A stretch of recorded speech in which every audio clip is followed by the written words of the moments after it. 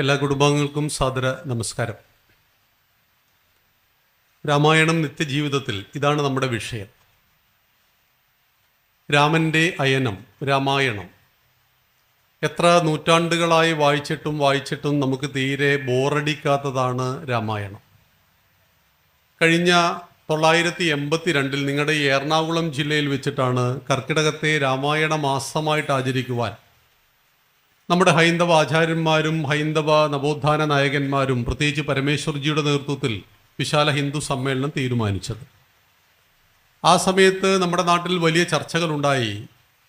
എന്തിനാണ് രാമായണം പഠിക്കുന്നത്, എന്തിനാണ് രാമായണം വായിക്കുന്നത്, ഇത് PSCക്ക് ചോദ്യം വരുമോ, ഇതൊക്കെയായിരുന്നു ചോദ്യങ്ങൾ.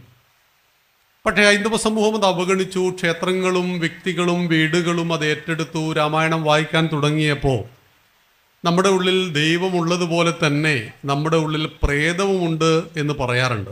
നിങ്ങളുടെ ഉള്ളിലുണ്ടോ എന്ന് എനിക്കറിയില്ല. ഈ വിദ്യാർത്ഥികളുടെ ക്യാമ്പയിനൊക്കെ ഞങ്ങൾ നടത്തുന്ന സമയത്ത് അവരോട് ചോദിക്കും ദൈവമുണ്ടോ, അപ്പോൾ മക്കളൊക്കെ പറയും ദൈവമുണ്ട്. പിന്നെ ചോദിക്കും പ്രേതമുണ്ടോ എന്ന്, അപ്പോൾ പറയും പ്രേതം ഇല്ല. അപ്പോൾ പ്രേതം ഏത് സാരിയാണ് ഉടുക്കുന്നതെന്ന് ചോദിച്ചാൽ പറയും വെള്ള സാരിയാണ്. പ്രേതം മുടി കെട്ടുമോ അഴിച്ചിടുമോ എന്ന് ചോദിച്ചാൽ മുടി അഴിച്ചിടലാണ് പതിവ് എന്ന് പറയും. അപ്പം ദൈവമുള്ളതുപോലെ തന്നെ ഉള്ളിൽ പ്രേതവും ഉള്ളത് കൊണ്ടാണ് ഭദ്രകാളി ക്ഷേത്രത്തിൻ്റെ മുന്നിൽ രാത്രി പെട്ടുപോകുന്ന ഹിന്ദുവിന് എവിടുന്നില്ലാത്ത എന്തോ ഒരു ഭയം ഉണ്ടാവുന്നത്. നിങ്ങൾക്കുണ്ടോ എന്ന് എനിക്കറിയില്ല, പക്ഷെ എനിക്കാ ഭയമുണ്ട്. കാരണം 10 വയസ്സിനുള്ളിൽ ഇംപ്രിൻറ്റിങ് പീരീഡിൽ എൻ്റെ ഉള്ളിൽ ദൈവം എന്ന് പറഞ്ഞാൽ രാത്രി പേടിക്കേണ്ടതാണ് എന്ന് എൻ്റെ മുത്തശ്ശനും മുത്തശ്ശിയും എല്ലാം സെറ്റ് ചെയ്ത് വെച്ചതുകൊണ്ട്, ചുട്ടയിലെ ശീലം ചുടലവരെ എന്ന് പറയുന്നത് കൊണ്ട് തന്നെ നമ്മുടെ ഉള്ളിൽ നാം 10 വയസ്സിനുള്ളിൽ എന്ത് കാണുന്നുവോ എന്ത് കേൾക്കുന്നുവോ അത് നമ്മുടെ സംസ്കാരമായി തീരും. അതുകൊണ്ടാണ് രാമായണം ഏറെ ഉപകരിക്കുക കുട്ടികൾക്കാണ്. രാമായണത്തെക്കുറിച്ചുള്ള ഒരു വിചിന്തനം നടക്കുമ്പോൾ കുറച്ച് വർഷം മുമ്പ് കുറേ യുവതീ യുവാക്കൾ പറഞ്ഞു, ഞങ്ങൾ രാമായണം വായിക്കാൻ പ്രായമായിട്ടില്ല. അപ്പോൾ അവരോട് ഏതാണ് നിങ്ങൾ ഉദ്ദേശിക്കുന്ന പ്രായം? അത് 60 വയസ്സാണ് എന്ന്. റിട്ടയർമെൻറ്റ് ലൈഫിന് ശേഷം മുത്തശ്ശനും മുത്തശ്ശിയും ഒക്കെ രാമായണം വായിക്കുന്നത് കണ്ടപ്പോൾ ഇവന്മാർ മനസ്സിലാക്കിയത് രാമായണം വായിക്കേണ്ട പ്രായം എത്രയാണ്? 60 വയസ്സ് എന്നാണ്. 60 വയസ്സ് കഴിഞ്ഞവർക്ക് രാമായണം വായിക്കുന്നത് ഉത്തമമാണ്. പക്ഷെ രാമായണം അത്യുത്തമം 10 വയസ്സിലാണ്. കാരണം മനുഷ്യൻ്റെ അവസ്ഥ ത്രേതായുഗത്തിലും ദ്വാപരയുഗത്തിലും മാറ്റമൊന്നും വന്നിട്ടില്ല. രാമനെ കൗസല്യാദേവി 10 മാസം വയറ്റിൽ ധരിച്ചു, കൃഷ്ണനെ ദേവകി 10 മാസം വയറ്റിൽ ധരിച്ചു, എന്നെയും നിങ്ങളെയും നമ്മുടെ അമ്മ 10 മാസം തന്നെയാണ് വയറ്റിൽ ധരിച്ചത്, നൊന്താണ് പ്രസവിച്ചത്, നമ്മൾ അമ്മയുടെ മുലപ്പാൽ കുടിച്ചാണ് വളർന്നത്. അതിലൊന്നും മാറ്റം വരാത്തത് കൊണ്ട് തന്നെ രാമായണം ഏറെ പ്രയോജനം യുവസമൂഹത്തിനും കൗമാരകാലത്തിലുമാണ് എന്ന് പ്രത്യേകം എടുത്തു പറയട്ടെ. അപ്പോൾ രാമായണത്തിൽ നിന്ന് നമ്മുടെ നിത്യജീവിതത്തിൽ ഉപകരിക്കാൻ എന്തുണ്ട് എന്ന് ചിന്തിക്കുവാനാണ് എന്നോട് ഇന്ന് സംഘാടകന്മാർ പറഞ്ഞിരിക്കുന്നത്. രാമായണം 7 കാണ്ഡങ്ങൾ, 24,000 ശ്ലോകങ്ങളിൽ വാൽമീകി രചിതം. ഈ രാമായണത്തെ അധികരിച്ച് ലോകത്ത് 500-ൽ പരം രാമായണ വ്യാഖ്യാനങ്ങൾ ഉണ്ടായി. ആനന്ദ രാമായണവും അത്ഭുത രാമായണവും. നമ്മുടെ ഉത്തരഭാരതത്തിലെ ജനങ്ങൾക്ക് തുളസി രാമായണം ഏറെ പ്രിയമുണ്ട്.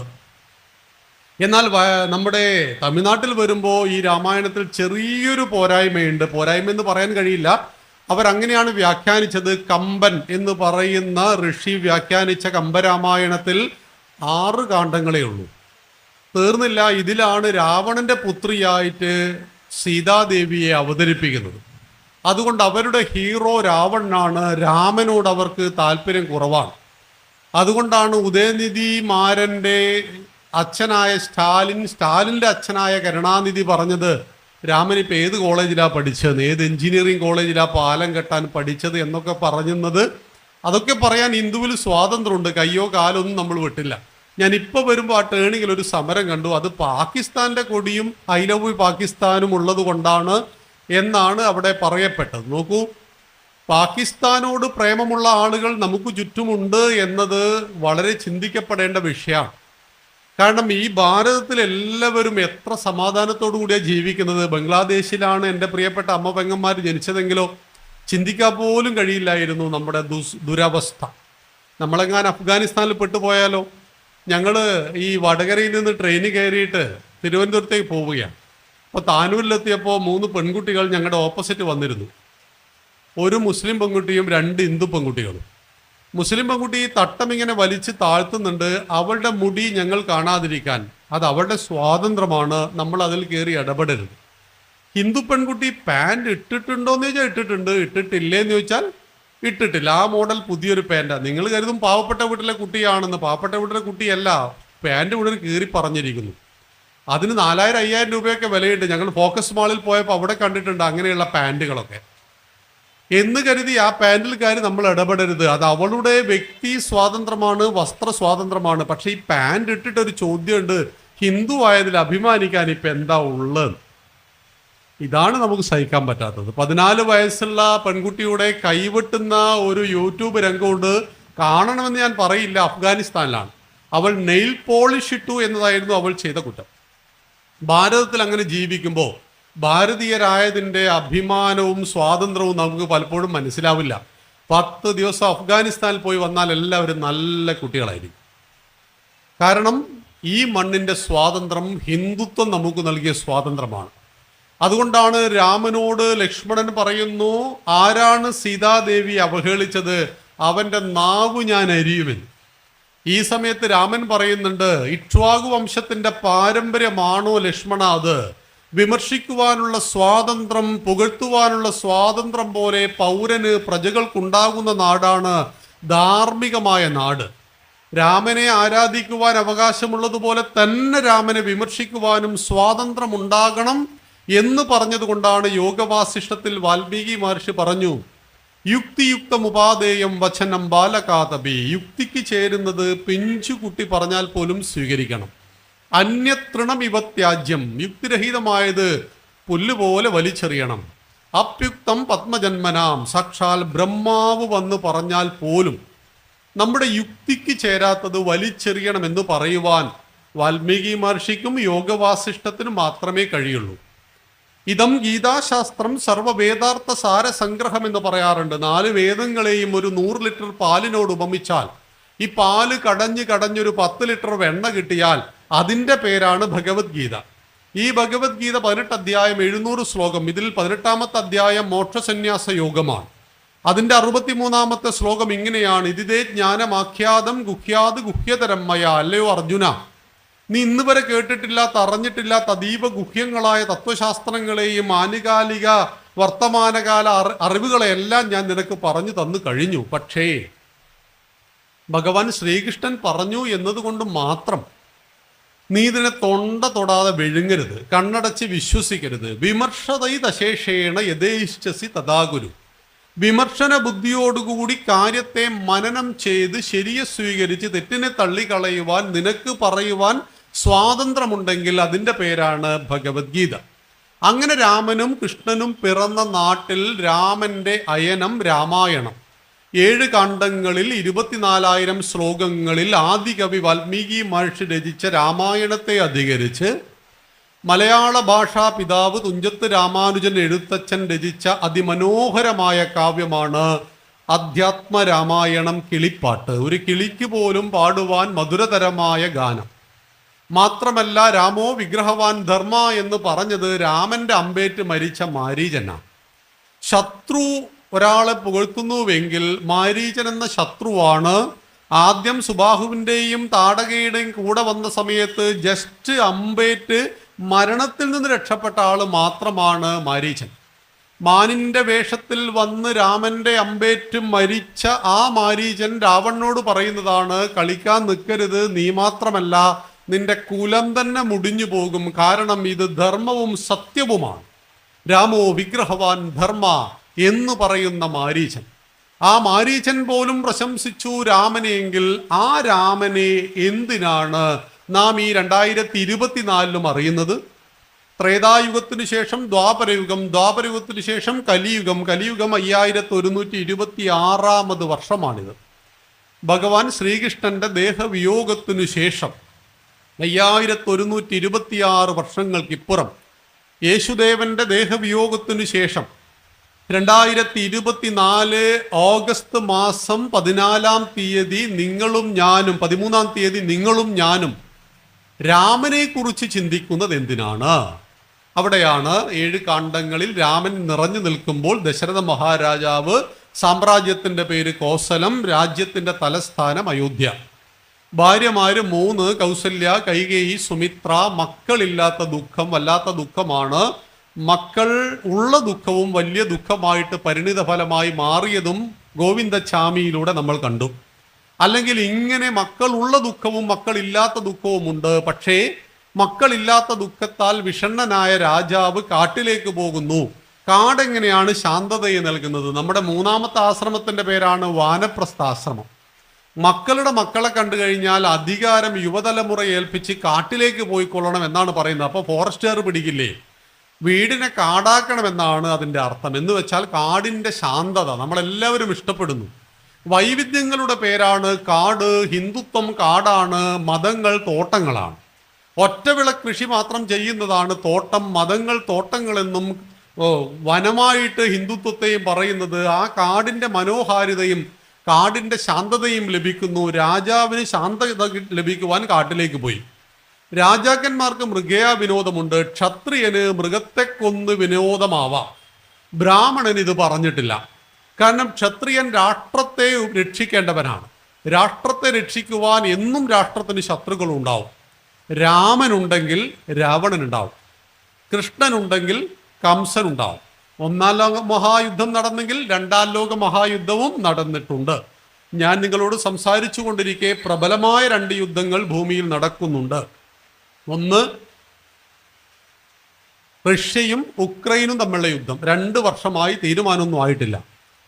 ഹമാസും ഇസ്രായേലും തമ്മിലുള്ള യുദ്ധമെന്ന് പറയാൻ കഴിയില്ലെങ്കിലും ഏകപക്ഷീയമായിട്ട് ഇസ്ലാമിക ഭീകരവാദത്തെ തച്ചുടച്ചേ ഞങ്ങൾ തീർക്കുള്ളൂ എന്ന് പറയുന്ന ഇസ്രായേലിന്റെ മുന്നേറ്റം. 10-40,000 ആളുകൾ മരണപ്പെട്ടിട്ടുണ്ട്. യുദ്ധം ഒരിക്കലും ഇല്ലാതിരുന്നിട്ടില്ല. യുദ്ധത്തെ ഒഴിവാക്കാനും കഴിയില്ല. 2015 നമ്മുടെ നാട്ടിൽ വിവരാശ നയപ്രകാരം ഒരു കണക്കുണ്ടായിരുന്നു. 2015 ഹിന്ദു മുസ്ലിം കലാപം എത്ര നടന്നു, എത്ര പേർ മരണപ്പെട്ടു എന്ന്. ഇപ്പം 105 മരണം നടന്നു. 105 പേരായിരുന്നു. വളരെ ചെറിയൊരു സംഖ്യയാണത് ഭാരതം എന്ന രാജ്യത്തെ അപേക്ഷിച്ച് നോക്കുമ്പോൾ. പാകിസ്ഥാനിൽ ഒരു വർഷം മരിക്കുന്ന മുസ്ലിങ്ങളുടെ എണ്ണം 20,000 ആണെങ്കിൽ ഭാരതത്തിൽ 2015 കലാപത്തിൽ മരിച്ചത് 115 പേർ, 105 പേരായിരുന്നു. ആ വർഷം കുടുംബ വഴക്കിൽ പക്ഷേ 12,500 പേര് മരിച്ചിരുന്നു. ഏട്ടൻ അനിയനെ കൊന്നതും അച്ഛൻ അമ്മയെ തല്ലിക്കൊന്നതും ഭാര്യ ഭർത്താവിനെ കൊന്നതും അങ്ങനെയുള്ള എല്ലാ പ്രശ്നങ്ങളിലും കൂടി 12,500 ആളുകൾ കുടുംബ വഴക്കിൽ മരിച്ചപ്പോൾ മതങ്ങൾ തമ്മിലുള്ള വഴക്കിലാണ് ഇത്രയും ആളുകൾ മരിച്ചത്. നിരോധിക്കേണ്ടത് കുടുംബത്തെയാണോ മതത്തെയാണോ എന്ന് ചോദിച്ചാൽ കൊലപാതകത്തിന്റെ അടിസ്ഥാനത്തിൽ നിരോധനം കുടുംബത്തിനായിരിക്കും. അപ്പൊ എന്തുകൊണ്ടാണ് കുടുംബത്തിൽ ഇത്ര വഴക്ക് കൂടിയത്? അവർ രാമായണം വായിച്ചിട്ടില്ല, അതായിരുന്നു കാരണം. അവർ രാമായണം പഠിച്ചിരുന്നുവെങ്കിൽ ഒരിക്കലും ജ്യേഷ്ഠൻ അനുജനെ സ്വത്തിന്റെ പേരിൽ കൊല്ലില്ല. അർഹമല്ലാത്ത മഹാസാമ്രാജ്യം കൈവെള്ളയിൽ വന്നിട്ടും ഒരൊറ്റ ദിവസം ആ സിംഹാസനത്തിൽ ഇരിക്കാത്ത ഭരതൻ ജ്യേഷ്ഠന്റെ പാതുകങ്ങളെ സിംഹാസനത്തിൽ വെച്ച് 14 കൊല്ലം രാജ്യം ഭരിച്ചപ്പോഴും ഒരു മാത്രയെങ്കിലും ആ മഹാസിംഹാസനത്തിൽ കയറിയിരിക്കണമെന്ന് തോന്നാതിരുന്ന ഭരതൻ 14 കൊല്ലത്തിന് ശേഷം രാവണാദികളെ നിഗ്രഹിച്ച് നാട്ടിലേക്ക് തിരിച്ചു വരുമ്പോൾ ഹനുമാനോട് രാമൻ പറയുന്നു, 14 കൊല്ലം മുമ്പാണ് ഈ വാക്കൊക്കെ പറഞ്ഞതൊന്ന് ചെന്ന് നോക്കണം, ഭരതന്റെ മനസ്സ് മാറിയിട്ടുണ്ടോ എന്ന്. ചെന്ന് നോക്കിയത് തലേ ദിവസം സായം സന്ധ്യയിലാണ്. ഭരതൻ ചിത കൂട്ടുകയാണ്, നാളെ രാവിലെ ചാടി മരിക്കേണ്ട ചിത. ഇത് കണ്ടപ്പോൾ കരഞ്ഞോടുന്ന ഹനുമാൻ പറയുന്നു, സ്വാമി പെട്ടെന്ന് തിരിച്ചു വരണം നമ്മൾ, അല്ലെങ്കിൽ ഭരതൻ ഉണ്ടാവില്ല. അങ്ങനെയാണ് പുഷ്പക വിമാനമൊക്കെ ഏർപ്പാടാക്കിയിട്ട് പരിവാരങ്ങളുമായിട്ട് രാമൻ അയോധ്യയിലേക്ക് വരുന്നത്. അല്ലെങ്കിൽ രാമൻ പാലത്തിലൂടെ വരുമായിരുന്നു. എമർജൻസി കേസായതുകൊണ്ടാണ് പുഷ്പവിമാനം വരുത്തിയിട്ട് വന്നത് എന്ന് മനസ്സിലാക്കണം. 14,000 വർഷം കഴിഞ്ഞാലും തൻ്റെ ജ്യേഷ്ഠനോടുള്ള ആ കമ്മിറ്റ്മെന്റ്, ആ ഹൃദയബന്ധം, ആ ദൃഢമായ സാഹോദര്യ ബന്ധം, ഉദരങ്ങൾ ഒരമ്മയുടെ വയറ്റിലല്ല ജനിച്ചത്, എന്നിട്ട് പോലും അവർ തമ്മിലുള്ള ബന്ധം വളരെ മാതൃകാപരമാണ്. അതാണ് നമ്മുടെ മക്കൾക്ക് കൊടുക്കേണ്ട ആനുകാലിക ജീവിത സന്ദേശം. ഒന്നിൻ്റെ പേരിലും വഴക്കടിക്കരുത്. അങ്ങനെ കാട്ടിലെത്തപ്പെട്ട രാജാവ് മരത്തിൽ കിടന്നുറങ്ങി. രാവിലെ ആന തുമ്പിക്കൈ കൊണ്ട് വെള്ളം കുടിക്കുന്ന ശബ്ദം കേട്ടു രാജാവ്. ആ ഭാഗത്തേക്ക് ശബ്ദഭേദി ബാണ അയച്ചു. നമ്മുടെ ജീവിതത്തിൽ 3 കാര്യങ്ങൾ നിർബന്ധമാണ്. 1, കൺഫ്യൂഷൻ ഉണ്ടാവും. എപ്പോഴും കൺഫ്യൂഷന് കൺഫർമേഷൻ ഉണ്ടാവണം. കൺഫർമേഷന് ശേഷമാണ് ഡിസിഷൻ, തീരുമാനം. ആശയക്കുഴപ്പമുണ്ടായി, ഒരാശയക്കുഴപ്പവും രാജാവിനുണ്ടായിട്ട് രാജാവ് അങ്ങ് നിശ്ചയിച്ചു ഇത് ആന വെള്ളം കുടിക്കുന്നത് തന്നെ. പക്ഷേ താപസകുമാരൻ്റെ കുടത്തിലേക്ക് വെള്ളം കയറുമ്പോഴുണ്ടായ ശബ്ദം ആന തുമ്പിക്കൈ കൊണ്ട് വെള്ളം കുടിക്കുന്ന ശബ്ദവും ഒരേപോലെയാണ് എന്ന് ഒരു നിമിഷം രാജാവ് ചിന്തിച്ചിരുന്നു എങ്കിൽ രാജാവിന് ശാപം കിട്ടി മരിക്കേണ്ടി വരില്ലായിരുന്നു. ഒരു നിമിഷ നേരത്തെ അശ്രദ്ധ രാജാവിൻ്റെ ജീവനെടുത്തു, അല്ലെങ്കിൽ രാജാവ് ഹൃദയം പൊട്ടി മരിക്കേണ്ടി വന്നു. നമ്മുടെ ജീവിതത്തിലും ശ്രദ്ധയോടുകൂടി കാര്യങ്ങൾ ചെയ്യണമെന്ന് ആചാര്യന്മാർ പറയുന്നത് ഇതുകൊണ്ടാണ്. വീട്ടിൻ്റെ മുകളിൽ നിന്നൊരു കല്ല് താഴേക്ക് ഇടാം, കുഴപ്പമൊന്നുമില്ല. പക്ഷെ താഴെ ആരെങ്കിലും ഉണ്ടോ നോക്കണം, ഇല്ലെങ്കിൽ അവരുടെ തലയിൽ വീണ്ട് അവർ മരിച്ചു പോകും. ഇവിടെ രാജാവ് ഒരു നിമിഷം അദ്ദേഹത്തിൻ്റെ ചിന്ത ഇങ്ങനെ ആയിപ്പോയി. പക്ഷേ അമ്പ് ചെന്നു തറച്ചത് ഒരു താപസകുമാരൻ്റെ നെഞ്ചിലായിരുന്നു. മനുഷ്യന്റെ കരച്ചിൽ കേട്ട് ഓടി വന്ന രാജാവ് കാണുന്നത് പിടയുന്ന താപസകുമാരനെയാണ്. തെറ്റ് പറ്റിപ്പോയി, എന്ത് ചെയ്യണം? മാപ്പ് പറയണം. തെറ്റ് പറ്റിയാൽ മസിൽ പിടുത്തൊന്നുമില്ല. ആരാണെങ്കിലും മാപ്പ് പറഞ്ഞാൽ ആരാണ് രക്ഷപ്പെടുക? നമ്മളെ രക്ഷപ്പെടുക. അല്ലെങ്കിൽ ഈ തെറ്റ് നമ്മുടെ ഉള്ളിൽ കിടന്നങ്ങ് വലുതാവും. ഞാൻ പാടില്ലാത്ത വാക്ക് അച്ഛനോട് പറഞ്ഞു പോയാൽ അത് പാടില്ലാത്തതാണെന്ന് ഞാൻ തിരിച്ചറിഞ്ഞാൽ ഞാൻ എൻ്റെ അച്ഛനോടും അമ്മയോടും എൻ്റെ ഭാര്യയോടോ മക്കളോടോ ആരോടെങ്കിലും ഞാൻ മാപ്പ് പറഞ്ഞാൽ അതോടുകൂടി എൻ്റെ മനസ്സടങ്ങും. ഇതാണ് പ്രായശ്ചിത്ത കർമ്മം. അമ്മയോട് പറയാൻ പാടില്ലാത്ത വാക്ക് പറഞ്ഞാൽ, അച്ഛനോട് പറയാൻ പാടില്ലാത്ത വാക്ക് പറഞ്ഞാൽ മഹാക്ഷേത്രത്തിൽ ശയനപ്രദക്ഷിണം ചെയ്യണമെന്ന് പറയും. അപ്പോൾ ആലോചിച്ച് നോക്കൂ, നമ്മൾ പറയാൻ പാടില്ലാത്ത തോന്നിയാസം പറഞ്ഞു, എന്നിട്ട് പോയിട്ട് ഗുരുവായൂരിൽ പോയിട്ട് ശയനപ്രദക്ഷിണം ചെയ്തിട്ട് എന്താ കാര്യം എന്ന് ചോദിച്ചാൽ, നമ്മുടെ ശരീരത്തിന് നമ്മൾ പീഡ നൽകുമ്പോൾ നമ്മുടെ മനസ്സ് റിലാക്സ് ആവും. അതുകൊണ്ടാണ് ഞാൻ നിങ്ങളോട് ചൂടായാൽ നശിക്കുന്നത് ഞാനാണ്, എൻ്റെ ഉള്ളിലാണ്. ക്രോധാത് ഭവതി സമ്മോഹ, ക്രോധത്തിൽ നിന്ന് അറിവില്ലായ്മ. സമ്മോഹാത് സ്മൃതി വിഭ്രമ, അറിവില്ലായ്മയിൽ നിന്ന് ഓർമ്മക്കുറവ്. സ്മൃതി ഭ്രംശാത് ബുദ്ധിനാശോ, ഓർമ്മക്കുറവിൽ നിന്ന് ബുദ്ധിനാശം. ബുദ്ധിനാശാത് പ്രണശ്യതി, ബുദ്ധിനാശം സർവനാശം. ഗീതയിൽ ഭഗവാൻ പറയുന്നു. എത്ര മനോഹരമായിട്ട് ഭഗവാൻ പറഞ്ഞു. തെറ്റ് പറ്റിപ്പോയി എന്ന് മനസ്സിലാക്കിയ ദശരഥൻ മഹാചക്രവർത്തി നിസാരനായ താപസകുമാരൻ്റെ കാല് പിടിച്ച് മാപ്പ് പറഞ്ഞു. കാല് പിടിച്ചൊരാൾ മാപ്പ് പറയുമ്പോൾ എന്ത് ചെയ്യണം? പിന്നെ നമ്മൾ മസിൽ പിടിക്കരുത്, ക്ഷമിച്ചേക്കണം. തെറ്റ് പറ്റിപ്പോയി എന്ന് പറഞ്ഞ ഒരാൾ കാല് പിടിച്ച് മാപ്പ് പറയുമ്പോൾ അങ്ങ് ക്ഷമിച്ചേക്കണം. താപസകുമാരൻ ക്ഷമിച്ചു. ഞാൻ ക്ഷമിച്ചിരിക്കുന്നു, പക്ഷെ എന്നെ മരിക്കാൻ അനുവദിക്കണം. അമ്പ് തറച്ചത് നെഞ്ചിലാണ്, ഒന്ന് വലിച്ചൂരണം. രാജാവ് അമ്പ് വലിച്ചൂരുന്നു. പിടഞ്ഞ് പിടഞ്ഞ് പിടഞ്ഞ് താപസകുമാരൻ രാജാവിൻ്റെ കൺമുന്നിൽ മരിച്ചു വീഴുന്നതിൻ്റെ തൊട്ട് മുമ്പും കടമകളെ മറന്നു പോകാത്ത താപസകുമാരൻ പറയുന്നു, വൃദ്ധരായ എൻ്റെ അച്ഛനമ്മമാർക്ക് കണ്ണ് കാണില്ല, അവർ ഈ കാട്ടിനുള്ളിലാണ്. അവർക്ക് രാവിലെ ഞാൻ എന്നും വെള്ളം എത്തിച്ചു കൊടുക്കാറുണ്ട്. അതിൻ്റെ ഭാഗമായിട്ട് ഈ സമയത്ത് ഞാൻ വെള്ളം ശേഖരിക്കാൻ വന്നതായിരുന്നു. അതുകൊണ്ട് ഈ കുടം വെള്ളം അവർക്ക് എത്തിച്ചു കൊടുക്കണമെന്ന് പറഞ്ഞു. കടമകളെ മറക്കാതിരിക്കുക എന്ന് താപസകുമാരൻ നമ്മെ പഠിപ്പിക്കുന്നു. നമ്മുടെ നിത്യജീവിതത്തിൽ വളരെ പ്രയോജനമുള്ളതാണ് കടങ്ങളും കടമകൾ. കടങ്ങളും കടമകളും വീട്ടാതെ ഈ ഭൂമി വിട്ട് നമുക്ക് പോകാൻ കഴിയില്ല. അത് നമുക്ക് പിന്നീട് വിശദീകരിക്കേണ്ട വലിയ കാര്യങ്ങളാണ്. പഞ്ചമഹായജ്ഞം അടക്കമുള്ള നമ്മുടെ കടമകളെ ചെയ്യണം. ബ്രഹ്മയജ്ഞം പഠിക്കുക, പഠിപ്പിക്കുക. ദേവയജ്ഞം ദൈവിക കാര്യങ്ങളിൽ ഇടപെടുക. സന്ധ്യക്കൊന്ന് വിളക്ക് വെച്ചാൽ അന്നത്തെ ദേവയജ്ഞമായി. ഒന്ന് ക്ഷേത്രത്തിൽ പോയാൽ ദേവയജ്ഞമായി. പിതൃയജ്ഞം ജീവിച്ചിരിക്കുന്ന മാതാപിതാക്കളെ കണ്ണിലെ കൃഷ്ണമണി പോലെ കാത്തുരക്ഷിക്കണം. അവർ മരിച്ചാൽ 7 തലമുറ പിറകിലേക്ക് സങ്കല്പിച്ചവർക്ക് ബലികർമ്മങ്ങൾ ചെയ്യണം. ബലി എന്നാൽ ബലപ്പെടുത്തുക. ഇപ്പം എൻ്റെ അച്ഛൻ 12 വർഷം മരിച്ചു. നമ്മുടെ വിശ്വാസപ്രകാരം നമ്മുടെ അച്ഛൻ്റെ അമ്മയുടെ കയ്യിലിരിപ്പ് പോലെ ആയിരിക്കും അവർക്ക് അടുത്ത ജന്മം കിട്ടിയിട്ടുണ്ടാവുക. പിന്നെ മരിച്ചുപോയ അച്ഛൻ്റെ കയ്യിലിരിപ്പ് പോലെ അച്ഛന് വേറെ ജന്മം കിട്ടിയിട്ടുണ്ടാവും. പൂന്താനത്തിൻ്റെ ഭാഷയിൽ പറഞ്ഞാൽ ഈച്ച ചത്തങ്ങ് പൂച്ചയാകുന്നു, പൂച്ചയത്ത് നരിയാകുന്നു, നരൻ നാരായണനാകുന്നു എന്നൊക്കെ പറഞ്ഞതുപോലെ പലതും സംഭവിച്ചേക്കാം. പിന്നെ നമ്മളെന്തിനാ ബലികർമ്മം നടത്തുന്നത്? ബലി അച്ഛന് വേണ്ടിയിട്ടല്ല. ബലി എന്നാൽ ബലപ്പെടുത്തുക, അതെനിക്ക് വേണ്ടിയിട്ടാണ്. ഈ ശരീരത്തെ നൽകിയവരോട് നമ്മുടെ നന്ദി നാം മരിക്കുന്നത് വരെ നാം രേഖപ്പെടുത്തിയേ മതിയാവുള്ളൂ. ഒരു ടവൽ താഴേക്ക് വീണാൽ നിങ്ങൾ എടുത്തു തന്നാൽ ഞാൻ ഉടനെ പറയും, എന്ത് താങ്ക്സ്. അത്ര മഹത്തായൊരു പ്രവൃത്തിയാണോ? എങ്കിൽ ശരീരം നൽകിയ മാതാപിതാക്കളോടുള്ള നന്ദി എപ്പോൾ വരെ പറയണം? നമ്മൾ ഈ ശരീരത്തെ ഉപേക്ഷിക്കുന്നത് വരെ പറഞ്ഞേക്കണം. അവിടെയാണ് കടമകളെ കൃത്യമായിട്ട് ചെയ്തു. രാജാവ് ഒരു കുടം വെള്ളവുമായിട്ട് കാട്ടിലെത്തിയപ്പോൾ തന്നെ താപസ വൃദ്ധനായ താപസൻ അച്ഛൻ ചോദിച്ചു, ആരാണത്? ഞാൻ ദശരഥൻ, എൻ്റെ ഉണ്ണി എവിടെ? കാര്യങ്ങളൊക്കെ പറഞ്ഞു. അപ്പോൾ തന്നെ അമ്മ ബോധം കേട്ട് വീണുപോയി. അമ്മയ്ക്ക് ബോധമൊക്കെ വന്നു. ഞങ്ങളുടെ കുഞ്ഞിൻ്റെ അരികിലേക്ക് എത്തിക്കണമെന്ന് പറഞ്ഞു. ആ കണ്ണു കാണാത്ത അച്ഛൻ്റെ അമ്മയുടെ കൈപിടിച്ചുകൊണ്ട് രാജാവ് ഈ പുഴയുടെ തീരത്തേക്ക് വന്നു. ഉണ്ണിയെ അവർ തൊട്ടു നോക്കി, പൊട്ടിപ്പൊട്ടിക്കരഞ്ഞു. മക്കളുടെ വിയോഗം വല്ലാത്ത ദുഃഖമാണ്. അതുകൊണ്ട് നല്ല ദുഃഖം വരുമ്പോൾ പൊട്ടിക്കരഞ്ഞങ്ങ് തീർക്കണം. പുരുഷന്മാരെ പൊതുവെ കരയാൻ വൈമനസ്യം കാണിക്കുന്നവരും സ്ത്രീകൾ ധാരാളം കരയുന്നവരുമാണ്. പക്ഷെ കരച്ചിലും ചിരിയിലും പെട്ടുപോകരുത് എന്ന് മാത്രം.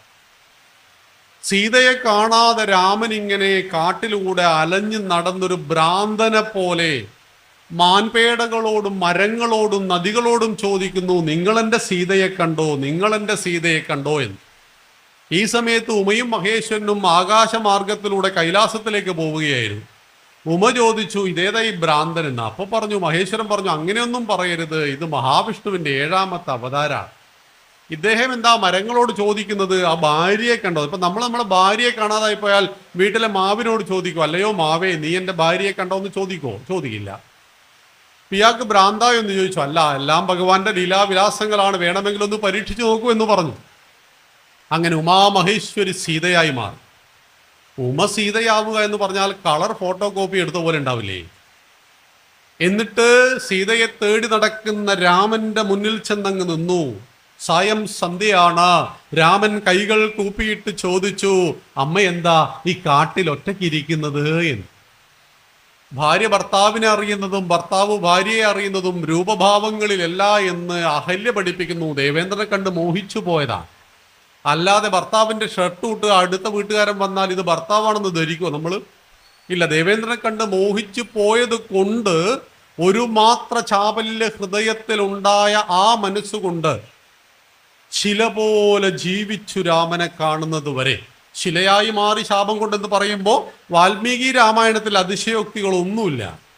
ഒരു മനുഷ്യനായ രാമൻ എങ്ങനെ ശ്രീരാമനായി എന്ന് പഠിപ്പിക്കുമ്പോൾ മനുഷ്യനുണ്ടാകുന്ന സകല വീക്ക്നെസ്സുകളുമുള്ള ഒരുപാട് ആളുകൾ അതിലുണ്ട്. രാവണൻ ഒരുപാട് വിജ്ഞാനമുള്ള ആളായിരുന്നു, പക്ഷെ ഒരൊറ്റ വീക്ക്നെസ് കൊണ്ട് അയാൾക്ക് കുലം തന്നെ നഷ്ടപ്പെട്ടു പോയി എന്ന് പഠിപ്പിക്കുന്നു. ആ രാവണന്റെ അനുജൻ വിഭീഷണൻ അച്ഛൻ്റെ അമ്മയുടെ അതേ ബീജത്തിൽ പിറന്നിട്ടും ഈ മകൻ ഉദാത്ത ഉത്തമ സന്താനമായി തീരുന്നു എന്ന് നമ്മളെ പഠിപ്പിക്കുന്നു. മറ്റൊരു സന്ദേശം നമുക്കതിലേക്ക് വരാം. അങ്ങനെ രാജാവിനോട് പറഞ്ഞു, ചിതയൊരുക്കൂ. ചിതയൊരുക്കി ആ ചിതയിലേക്ക് വൃദ്ധ താപസ ദമ്പതിമാർ ചാടി മരിക്കുന്നു. ചാടി മരിക്കുന്നതിന് മുമ്പ് ഒരു ശാപം കൊടുത്തു. ദശരഥ, നീ പുത്രദുഃഖത്താൽ ഞങ്ങളെപ്പോലെ നീറി മരിക്കും, ഹൃദയം പൊട്ടി മരിക്കും. ശാപം വലിക്കുമോ? പിന്നെ ശാപം വലിക്കും. നമ്മളോടൊന്നും ഇങ്ങോട്ട് ചെയ്യാൻ പറ്റാത്ത നിസ്സഹായരായിട്ടുള്ള ആളുകൾ നമ്മളെ ശപിച്ചാൽ അത് വലിക്കും. ശപിക്കുന്ന ആൾക്കതിൻ്റെ യോഗ്യത ഉണ്ടാവണം. രാവണനെ ആദ്യം ശപിച്ചത് രംഭയായിരുന്നു. രംഭയെ മാനഭംഗം ചെയ്തപ്പോൾ രംഭ പറഞ്ഞു, നിന്നെ ആര് തൊട്ടാലും നിന്റെ തല പൊട്ടി തെറിച്ചു പോകുന്നു. പക്ഷേ പിന്നീട് വേദവതിയെ തൊട്ടിട്ട് തല പൊട്ടി തെറിച്ചു പോയില്ലല്ലോ. എന്തേ? ശപിക്കുന്ന ആൾക്ക് അതിൻ്റെ യോഗ്യത വേണം. ഇപ്പം നമ്മുടെ സരിതയും സ്വപ്നവും ഒക്കെ ആരെങ്കിലും ശപിച്ചാൽ ഇതൊക്കെ ഫലിക്കുമോ? ഫലിക്കില്ല. ശപിക്കുന്ന ആൾക്ക് മിനിമം യോഗ്യത വേണം. പക്ഷെ വേദവതി ശപിച്ചു. ഏതൊരു പരസ്ത്രീയെ അവളുടെ സമ്മതമില്ലാതെ നീ സ്പർശിക്കുന്നുവോ കാമാർത്ഥനായിട്ട്, അന്നാ പറഞ്ഞത്, സ്പർശിച്ചാൽ മരിക്കില്ല. അങ്ങനെയാണെങ്കിൽ പുഷ്പവിമാനത്തിൽ കയറ്റുമ്പോൾ സീതയുടെ കൈക്ക് പിടിച്ചിട്ടുണ്ട്, അപ്പം മരിച്ചു പോകേണ്ടതാണ്. കാമാർത്ഥനായിട്ട് നീ ആരെ സ്പർശിക്കുന്നുവോ അന്ന് നീ മരിച്ചു പോകുമെന്ന് വേദവതി പറഞ്ഞപ്പോൾ നിർമ്മല ചാരിത്ര ശുദ്ധിയുടെ പ്രതീകമായ വേദവതിയുടെ ശാപം ഫലിക്കും. അല്ലാതെ രംഭമേനക തിലോത്തമയൊന്ന് ശപിച്ചാൽ ഫലിക്കാൻ പോകുന്നില്ല. അവരും നാട്ടുകാരെ വഴിതെറ്റിക്കലാണ് മൊത്തം പരിപാടി തന്നെ ഇവിടെ. അപ്പൊ ആലോചിച്ച് നോക്കുക, ശാപം ഫലിക്കും. അർഹരായ ആളുകൾ ശപിക്കണം. ഈ താപസന്റെ ശാപം അങ്ങനെ മനസ്സുരുകിയ ശാപമാണ്. അതുകൊണ്ട് അത് ഫലിക്കുമെന്ന് രാജാവിന് ബോധ്യമായി. ദുഃഖിതനായ രാജാവ് എവിടത്തേക്ക് തിരിച്ചു വന്നു? കൊട്ടാരത്തിലേക്ക്. ഒരു ടെൻഷൻ മാറ്റാൻ വേണ്ടി കാട്ടിൽ പോയ ആള് ഒരു ലോഡ് ടെൻഷനുമായിട്ട് തിരിച്ചു വന്നു. ഇത് കണ്ടപ്പോൾ ഗുരുനാഥൻ വസിഷ്ഠമുനി ചോദിച്ചു, എന്താ രാജാവേ? രാജാവ് കാട്ടിൽ നടന്ന കാര്യങ്ങളെല്ലാം പറഞ്ഞു. ഇത് കേട്ടപ്പോൾ മഹർഷി ചിരിക്കുക. അപ്പൊ എനിക്ക് ശാപം കിട്ടിയിട്ട് അങ്ങേക്ക് സന്തോഷമാണോ? അല്ല, നിനക്ക് കിട്ടിയ ശാപം കേട്ടിട്ടാണ് എനിക്ക് സന്തോഷം. എന്താണ് ശാപം? നീ പുത്രദുഃഖത്താൽ മരിക്കും. അപ്പം നിനക്ക് മകനുണ്ടാകുമെന്ന കാര്യം ഉറപ്പായി. വീഴ്ചകളെ അവസരങ്ങളാക്കുക. നമ്മുടെ ജീവിതത്തിൽ വളരെ പ്രധാനപ്പെട്ട ഒന്നാണ് വീഴ്ചകളെ അവസരങ്ങളാക്കുക. കുഴിയിൽ വീഴുന്നത് തെറ്റല്ല, നമ്മൾ കുഴി കണ്ടിട്ടില്ലല്ലോ, പക്ഷെ കുഴിയിൽ കിടക്കരുത്. പിന്നെ ഇന്ന് വീണ കുഴിയിൽ നാളെ വീഴരുത്. അപ്പൊ വീഴ്ചകൾ തെറ്റല്ല, വീഴ്ചയെ അവസരങ്ങളാക്കണം. ഒരു പരാജയവും ഒന്നിന്റെയും അവസാനമല്ല, എല്ലാ പരാജയങ്ങളും വിജയത്തിലേക്കുള്ള ചവിട്ടുപടികളാണെന്ന് പറഞ്ഞതുപോലെ കയറി ചെല്ലാൻ കഴിയും. അതുകൊണ്ട് വസിഷ്ഠമുനി പറഞ്ഞു, നിനക്ക് മകനുണ്ടാകും, അതുകൊണ്ട് ഋഷ്യശൃംഗ മഹർഷിയെ വരുത്തി യാഗം നടത്തി അതിൽ നിന്ന് ഒരു പായസം എന്നൊക്കെ നമുക്ക് പറയാം, വേണമെങ്കിൽ ദിവ്യ ഔഷധക്കൂട്ട്. ഇപ്പോൾ കല്യാണം കഴിച്ചിട്ട് ഭാര്യ ഗർഭിണിയാവുന്നില്ലെങ്കിൽ നമ്മൾ ഡോക്ടറെ കാണിച്ചാൽ മെഡിസിൻ തന്നെയല്ലേ കഴിക്കുക. അപ്പോൾ ഇതുപോലുള്ള ഔഷധക്കൂട്ട് വന്നു. ഒന്നാമത്തെ ഭാര്യ കൗസല്യക്ക് കൊടുത്തു, വേണമെങ്കിൽ മുഴുവനും കഴിയാം. പക്ഷെ കൗസല്യ കാൽഭാഗം മാത്രം കഴിച്ചു. ഷെയറിങ് നമ്മുടെ നിത്യജീവിതത്തിൽ വളരെ നിർബന്ധമാണ്. വീട്ടിൽ ഒരു ചോക്ലേറ്റുമായിട്ട് അച്ഛൻ വന്നു, മൂത്ത കുട്ടിയുടെ കയ്യിൽ കൊടുത്തു, അവൻ ഒരു പീസ് എടുത്ത് അമ്മയ്ക്ക് കൊടുത്തു, അച്ഛന് കൊടുത്തു, അഞ്ചന് കൊടുത്തു എങ്കിൽ നിങ്ങൾ മനസ്സിലാക്കിക്കൊള്ളണം, നാളെ 1 സെന്റ് ഭൂമിയല്ല 1000 സെന്റ് ഭൂമി വന്നാലും ഇവർ തമ്മിൽ തന്നില്ല. മുകേഷ് അംബാനി അനിൽ അംബാനിക്ക് ഇങ്ങനെ ഷെയർ ചെയ്ത് കൊടുത്തിട്ടില്ല. അതുകൊണ്ടാണ് ഇവർ തമ്മിൽ തല്ലിയിട്ട് 2000 കോടിക്ക് പിരിഞ്ഞുപോയി. ആലോചിച്ച് നോക്കൂ, അംബാനി സഹോദരന്മാരൊക്കെ പറയുന്നത് എത്ര കോടികൾ ആസ്തിയുള്ള ആളുകളാ, പക്ഷെ രണ്ടുപേരും തമ്മിൽ പിരിഞ്ഞുപോയി, ഷെയറിങ് ഉണ്ടായിരുന്നില്ല. അതുകൊണ്ട് ഒരു മിഠായിയാണ് വീട്ടിൽ കൊണ്ടുവന്നതെങ്കിൽ അത് 4ആയി ഷെയർ ചെയ്ത് എല്ലാവർക്കും കൊടുക്കുന്ന കുട്ടിയാണ് വീട്ടിലുള്ളതെങ്കിൽ നിങ്ങൾ മനസ്സിലാക്കിക്കൊള്ളണം, തീർച്ചയായിട്ടും അവൻ നാളെ ഒന്നിനു വേണ്ടിയും സഹോദരങ്ങളുമായിട്ട് വഴക്കടിക്കില്ല. ഷെയറിങ് നമ്മളെ പഠിപ്പിച്ചത് കൗസല്യയാണ്. ആർക്ക് കൊടുത്തു? രണ്ടാമത് കൈകേയിക്ക് കൊടുത്തു. കൈകേയി എത്ര ഡീസന്റ് ആയിരുന്നു ആള്. മന്ദരയെ കാണുന്നതിന് മുമ്പ് ചില ആളുകളെ നമ്മൾ ജീവിതത്തിൽ കാണരുത്, ചില ആളുകളെ ജീവിതത്തിൽ കാണണം. ചില ആളുകളെ കണ്ടാൽ ജീവിതം കുളമാകും, ചില ആളുകളെ കണ്ടാൽ ജീവിതം സന്തോഷപ്രദമാകും. അത് നമ്മൾ തന്നെ ചിന്തിക്കുക. നമ്മൾ കാണുന്ന സീരിയലുകൾ കാണണ്ടെന്നും ഞാൻ പറഞ്ഞിട്ടുണ്ട്, അതൊക്കെ വ്യക്തി സ്വാതന്ത്ര്യമാണ്. ഇതിൽ മന്ദരമാർ ഒരുപാടുണ്ടാവും. നമ്മുടെ നിർമ്മല ബുദ്ധിയെ തകരാറിലായി കളയും. നമ്മളോട് ഒരു തെറ്റും ചെയ്യാത്ത ആളുകളെ നമ്മൾ വെറുക്കും. അവർ 10 മിനിറ്റ് നമ്മുടെ വീട്ടിലേക്ക് വന്നാൽ മതി, നമ്മുടെ ജീവിതത്തിൽ സംഘർഷങ്ങൾ ഉണ്ടാക്കി കളയും. കൈകൈ വളരെ ഡീസൻ്റ് ആയിരുന്നു, കാൽഭാഗം മാത്രം ഭക്ഷിച്ചു, പാതി കൊടുത്തു സുമിത്രയ്ക്ക്. പാതി കഴിച്ചുകൊണ്ടോ എന്താണെന്നറിയില്ല, ഇരട്ട പ്രസവിച്ചു സുമിത്ര. ലക്ഷ്മണനെയും ശത്രുഘ്നെയും. കൈകേയിക്ക് ഭരതൻ, കൗസല്യാദേവിക്ക് രാമൻ.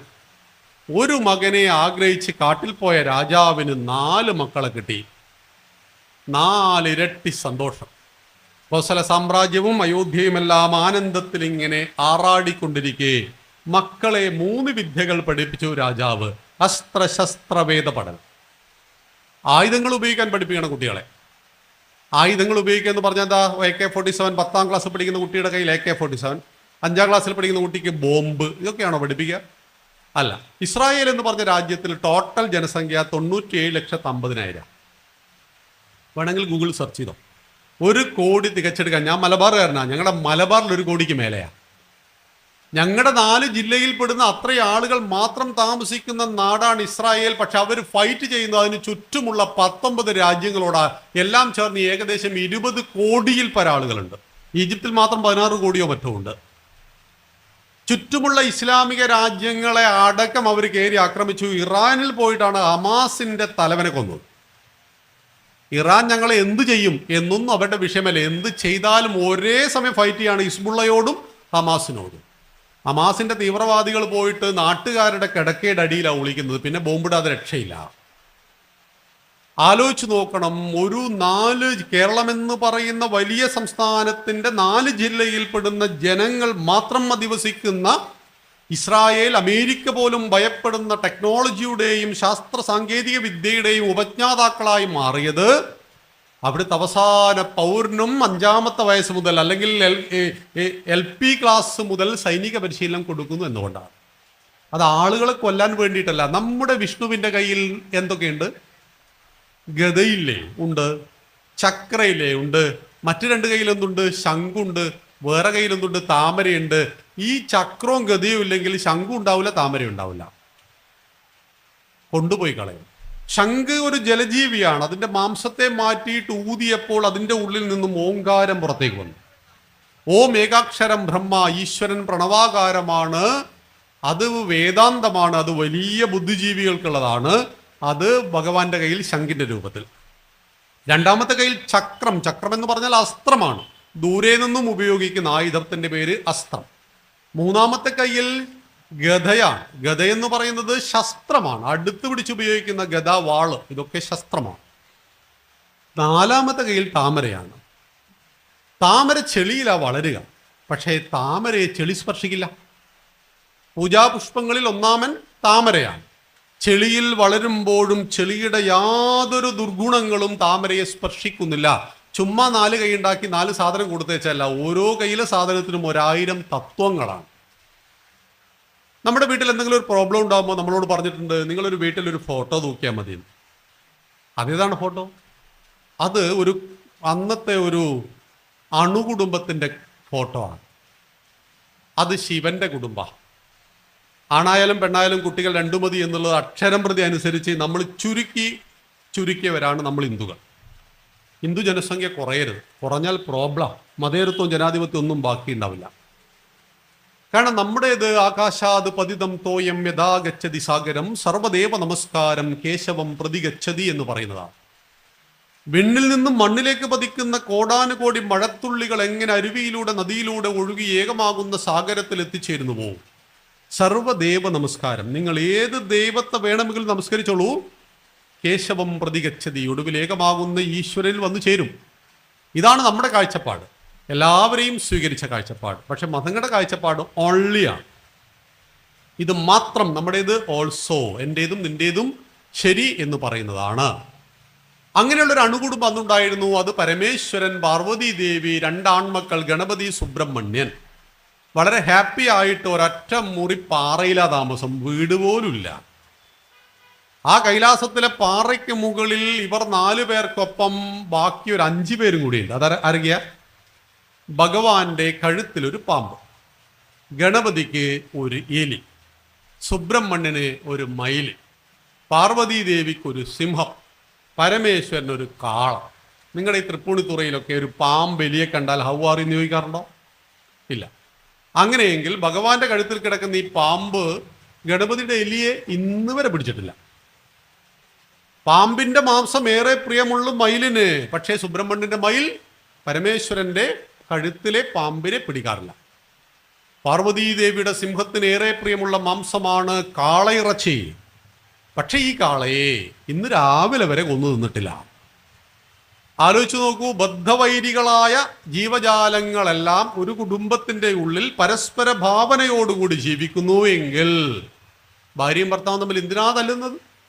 എന്താ പ്രോബ്ലം? ഒരു പ്രശ്നങ്ങളുമില്ല. പാമ്പും എലിയും ഒരു വീട്ടിലാണ് താമസിക്കുന്നത്, പിന്നെയാണോ നമ്മൾ താമസിക്കാൻ ബുദ്ധിമുട്ട്? അപ്പോൾ ഒരു ഫോട്ടോ 1000 തത്വങ്ങളെ പഠിപ്പിക്കും, ചുമ്മാ ഫോട്ടോ വെച്ചതല്ല.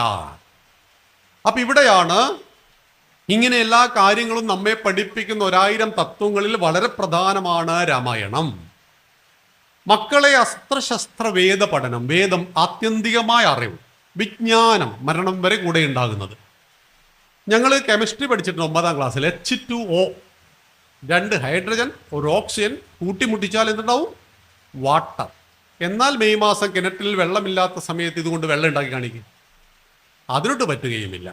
ജീവിതത്തിൽ എപ്പോഴാണ് ഉപകരിച്ചത് ഇത്? നാം പഠിച്ച H2O എന്ന തിയറി ജീവിതത്തിലെ ഏത് പ്രതിസന്ധി ഘട്ടത്തിൽ നമുക്ക് ഉപകരിച്ചു? അങ്ങനെ ഹിന്ദുക്കളായ നമ്മൾ ഔറംഗസീബിന്റെ ഭരണപരിഷ്കാരം, A², B² H2O ഒക്കെ തലമണ്ടയിൽ കുത്തി നിറച്ച് പേപ്പട്ടി കടിക്കാൻ വന്നാൽ എന്ത് ചെയ്യും? പേപ്പട്ടി കടിക്കാൻ വന്നാൽ എന്ത് ചെയ്യും? 3 കാര്യങ്ങൾ ചെയ്യണം. 1, പേപ്പട്ടിയേക്കാൾ സ്പീഡിൽ ഓടാൻ കഴിയണം, അല്ലെങ്കിൽ അടുത്തുള്ള മരത്തിന്റെ മുകളിൽ കയറാൻ പറ്റണം. ഇത് രണ്ടുമല്ലെങ്കിൽ അടുത്ത് കുളമുണ്ടെങ്കിൽ അതിലേക്ക് ചാടാൻ പറ്റണം. പക്ഷെ അതിനുമുമ്പ് നീന്താൻ അറിയാമോ എന്ന് ചിന്തിക്കണം. ഈ 3 കാര്യങ്ങൾ അറിയാമെങ്കിൽ പേപ്പട്ടിയുടെ കടിയിൽ നിന്ന് രക്ഷപ്പെടാം. നമ്മൾ പഠിച്ച കെമിസ്ട്രി, ഫിസിക്സ്, ബയോളജി, മാത്തമാറ്റിക്സിലെ ഒരു വരികളും പേപ്പട്ടി കടിക്കാൻ വരുമ്പോൾ ജീവിതത്തിൽ ഉപകരിക്കില്ല. 10ാമത്തെ വയസ്സിൽ നമ്മുടെ കുട്ടിയെ നീന്താൻ പഠിപ്പിച്ചു. 50 വർഷം അവൻ നീന്തിയില്ല. നിർത്താനാണോ?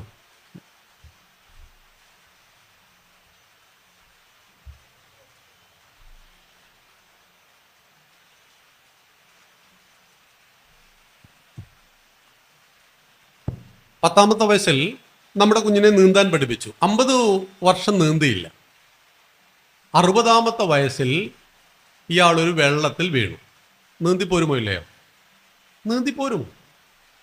10ാമത്തെ വയസ്സിൽ പഠിച്ചത് 100ാമത്തെ വയസ്സിലും മറന്നു പോകാത്ത അറിവിൻ്റെ പേരാണ് വിജ്ഞാനം. 6-ാം തമ്പുരാൻ എന്ന സിനിമ ഞാൻ മുമ്പ് കണ്ടിട്ടുണ്ട്, ഒന്നും മറന്നു പോയിട്ടില്ല. പക്ഷെ 10ാം ക്ലാസ്സിൽ പഠിച്ച ഫിസിക്സിലെ ബയോളജിയിലെ ഒരു വരി പോലും ഓർമ്മയില്ല. പഠിക്കുന്നു മറക്കുന്നു, പഠിക്കുന്നു മറക്കുന്നു, പരീക്ഷ എഴുതുന്നു പാസ്സാകുന്നു, അങ്ങനെ പോകുന്നതാണ് ഇന്ന് കിട്ടുന്ന വിദ്യാഭ്യാസം. അത് ജീവിത ഗ്രന്ഥിയായ വിദ്യാഭ്യാസമല്ല. അതുകൊണ്ടാണ് ആത്മഹത്യയിൽ 95% നമ്മൾ ഹിന്ദുക്കളാകുന്നത്. 2014 കേരള സർക്കാർ പുറത്തുവിട്ട കണക്ക് പ്രകാരം 100 പേർ ആത്മഹത്യ ചെയ്യുമ്പോൾ 95 ഹിന്ദു, 4 ക്രിസ്ത്യാനി, 1 മുസ്ലിം. ഇതെന്റെ കണക്കല്ല, സംസ്ഥാന സർക്കാരിന്റെ കണക്കാണ്. നിങ്ങളും വേണമെങ്കിലും വിലയിരുത്താം. ജീവിതത്തിൽ ഒരു പ്രോബ്ലം ഉണ്ടാകുമ്പോൾ ഫാനിൽ തൂങ്ങി ആടുന്നവൻ ഹിന്ദു ആകുന്നത് 95%. നമുക്ക് ദൈവങ്ങളില്ലാഞ്ഞിട്ടാ, ബാക്കി എല്ലാവർക്കും ഓരോ ദൈവമാണ്. നമുക്ക് 33 കോടി ദൈവങ്ങളാണ്. നമുക്ക് ഗ്രന്ഥങ്ങളില്ലാഞ്ഞിട്ടാ 4 വേദം, 5 ഉപവേദം, 6 വേദാംഗം, 18 പുരാണം, 108 ഉപനിഷത്ത്, 64 കലകൾ, 2 ഇതിഹാസം തുടങ്ങി നമ്മുടെ ഗ്രന്ഥങ്ങൾ അങ്ങനെ നിരത്തി വെച്ചാൽ ഈ പഞ്ചായത്ത് മൊത്തം വേണ്ടേ. ഗുരുപരമ്പര ഇല്ലാഞ്ഞിട്ടാ സദാശിവ സമാരംഭം ശങ്കരാചാര്യ മധ്യമാം അസ്മദാചാര്യ പര്യന്താം വന്ദേ ഗുരു പരമ്പര എന്ന് പറയുമ്പോൾ ഈ നവതാന്തമയി അമ്മയുടെ രൂപത്തിൽ, സായിബാബയുടെ രൂപത്തിൽ, ശ്രീ രവിശങ്കറിന്റെ ചിദാനന്ദപുരി സ്വാമികളുടെ എല്ലാം രൂപത്തിൽ ഗുരു പരമ്പര ഇങ്ങനെ വന്നുകൊണ്ടേയിരിക്കുക. എല്ലാവർക്കും ഏതെങ്കിലും ഒരു ഗുരുനാഥൻ ഉണ്ടാവും. അങ്ങനെ ഗുരുക്കന്മാരുടെ എണ്ണം പറഞ്ഞു കഴിഞ്ഞാൽ നമുക്ക് ലക്ഷക്കണക്കിന് ഗുരുക്കന്മാർ ഈ കേരളത്തിൽ തന്നെ കിടക്കുകയാണ്. പിന്നെ എന്താ നമ്മളിങ്ങനെ ആത്മഹത്യ ചെയ്യാൻ കാരണം? ആത്മഹത്യ ചെയ്യാൻ കാരണം രാമായണവും ഭഗവത്ഗീതയും ഇപ്പോഴുള്ളത് പൂജാമുറിയിലാണ്. നിങ്ങൾ പൂജാമുറിയിൽ ബാലരമ, പൂമ്പാറ്റ ഒക്കെ വെച്ചോളൂ. എന്നിട്ട് ഇത് അവിടെ നിങ്ങോട്ട് എടുക്കണം. എന്നിട്ട് പഠിക്കണം. മക്കൾ പഠിക്കണം, യുവാക്കൾ പഠിക്കണം, യുവതികളും ആബാലവൃദ്ധം കുടുംബവും പഠിച്ചാൽ, രാമായണം പഠിച്ച ഒരാൾ, ഭഗവത്ഗീത പഠിച്ച ഒരാൾ ഒരിക്കലും ആത്മഹത്യയില്ല. ഉറപ്പായിട്ടും ആത്മഹത്യയില്ല. കാരണം അങ്ങനെയാണെങ്കിൽ ശ്രീകൃഷ്ണൻ ആത്മഹത്യ ചെയ്യേണ്ടതാണ്. ഭഗവാൻ ജനിച്ചത് കാരാഗ്രഹത്തിലാണ്. അമ്മയുടെ മുലപ്പാൽ ഒരു നേരം കുടിച്ചിട്ടില്ല. തൻ്റെ 7 ജ്യേഷ്ഠന്മാരെ അമ്മാവൻ കൊന്നതാണ്. ജനിച്ചുടൻ കൂട്ടയിൽ ചുമന്ന് അച്ഛൻ വസുദേവൻ യമുനാ നദി കടന്ന് നന്ദനോദ്യാനത്തിലെത്തി യശോദ പ്രസവിച്ച കുഞ്ഞിനെ ഇങ്ങോട്ടെടുത്ത് കുട്ടി അവിടെ വെച്ചു. എന്നിട്ട് 6 മാസം പ്രായമുള്ളപ്പോൾ പൂതന മുല കൊടുത്തു കൊല്ലാൻ വന്നു. അവൻ എന്ത് ചെയ്തു? മുല കുടിച്ചങ്ങ് കൊന്നു കളഞ്ഞു അവളെ. ഒടുവിൽ വേടന്റെ അമ്പേറ്റ് ശരീരം ഉപേക്ഷിക്കുന്നത് വരെ ഭഗവാൻ 8 ഭാര്യമാർ, അതിൽ 80 മക്കൾ.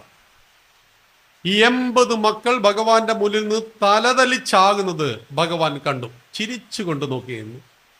കാരണം മരണത്തെ തടുക്കുവാൻ ആർക്ക് കഴിയില്ല? ഭഗവാൻ കഴിയോ? ബ്രഹ്മാവിന് കഴിയോ? ബ്രഹ്മാവിന് കഴിയില്ല. കാരണം ബ്രഹ്മാവ് മരിക്കും. ബ്രഹ്മാവ് എപ്പോഴാണ് മരിക്കുക? കൽപ്പം. ബ്രഹ്മാവിന്റെ ആയുസിന്റെ പേരാണ് കൽപ്പം. പുൽക്കൊടി മുതൽ ബ്രഹ്മാവിന് വരെ മരണമുണ്ട്. അതുകൊണ്ട് അർജുനോട് പറഞ്ഞു കൊടുത്തു, ജാതസ്യ ധ്രുവോ മൃത്യു ധ്രുവം ജന്മ മൃതസ്യ ച തസ്മാദ പരിഹാരാർത്ഥേ നത്വം ശോചിതുമർഹസി. ജനിച്ചാൽ മരണം നിശ്ചയം.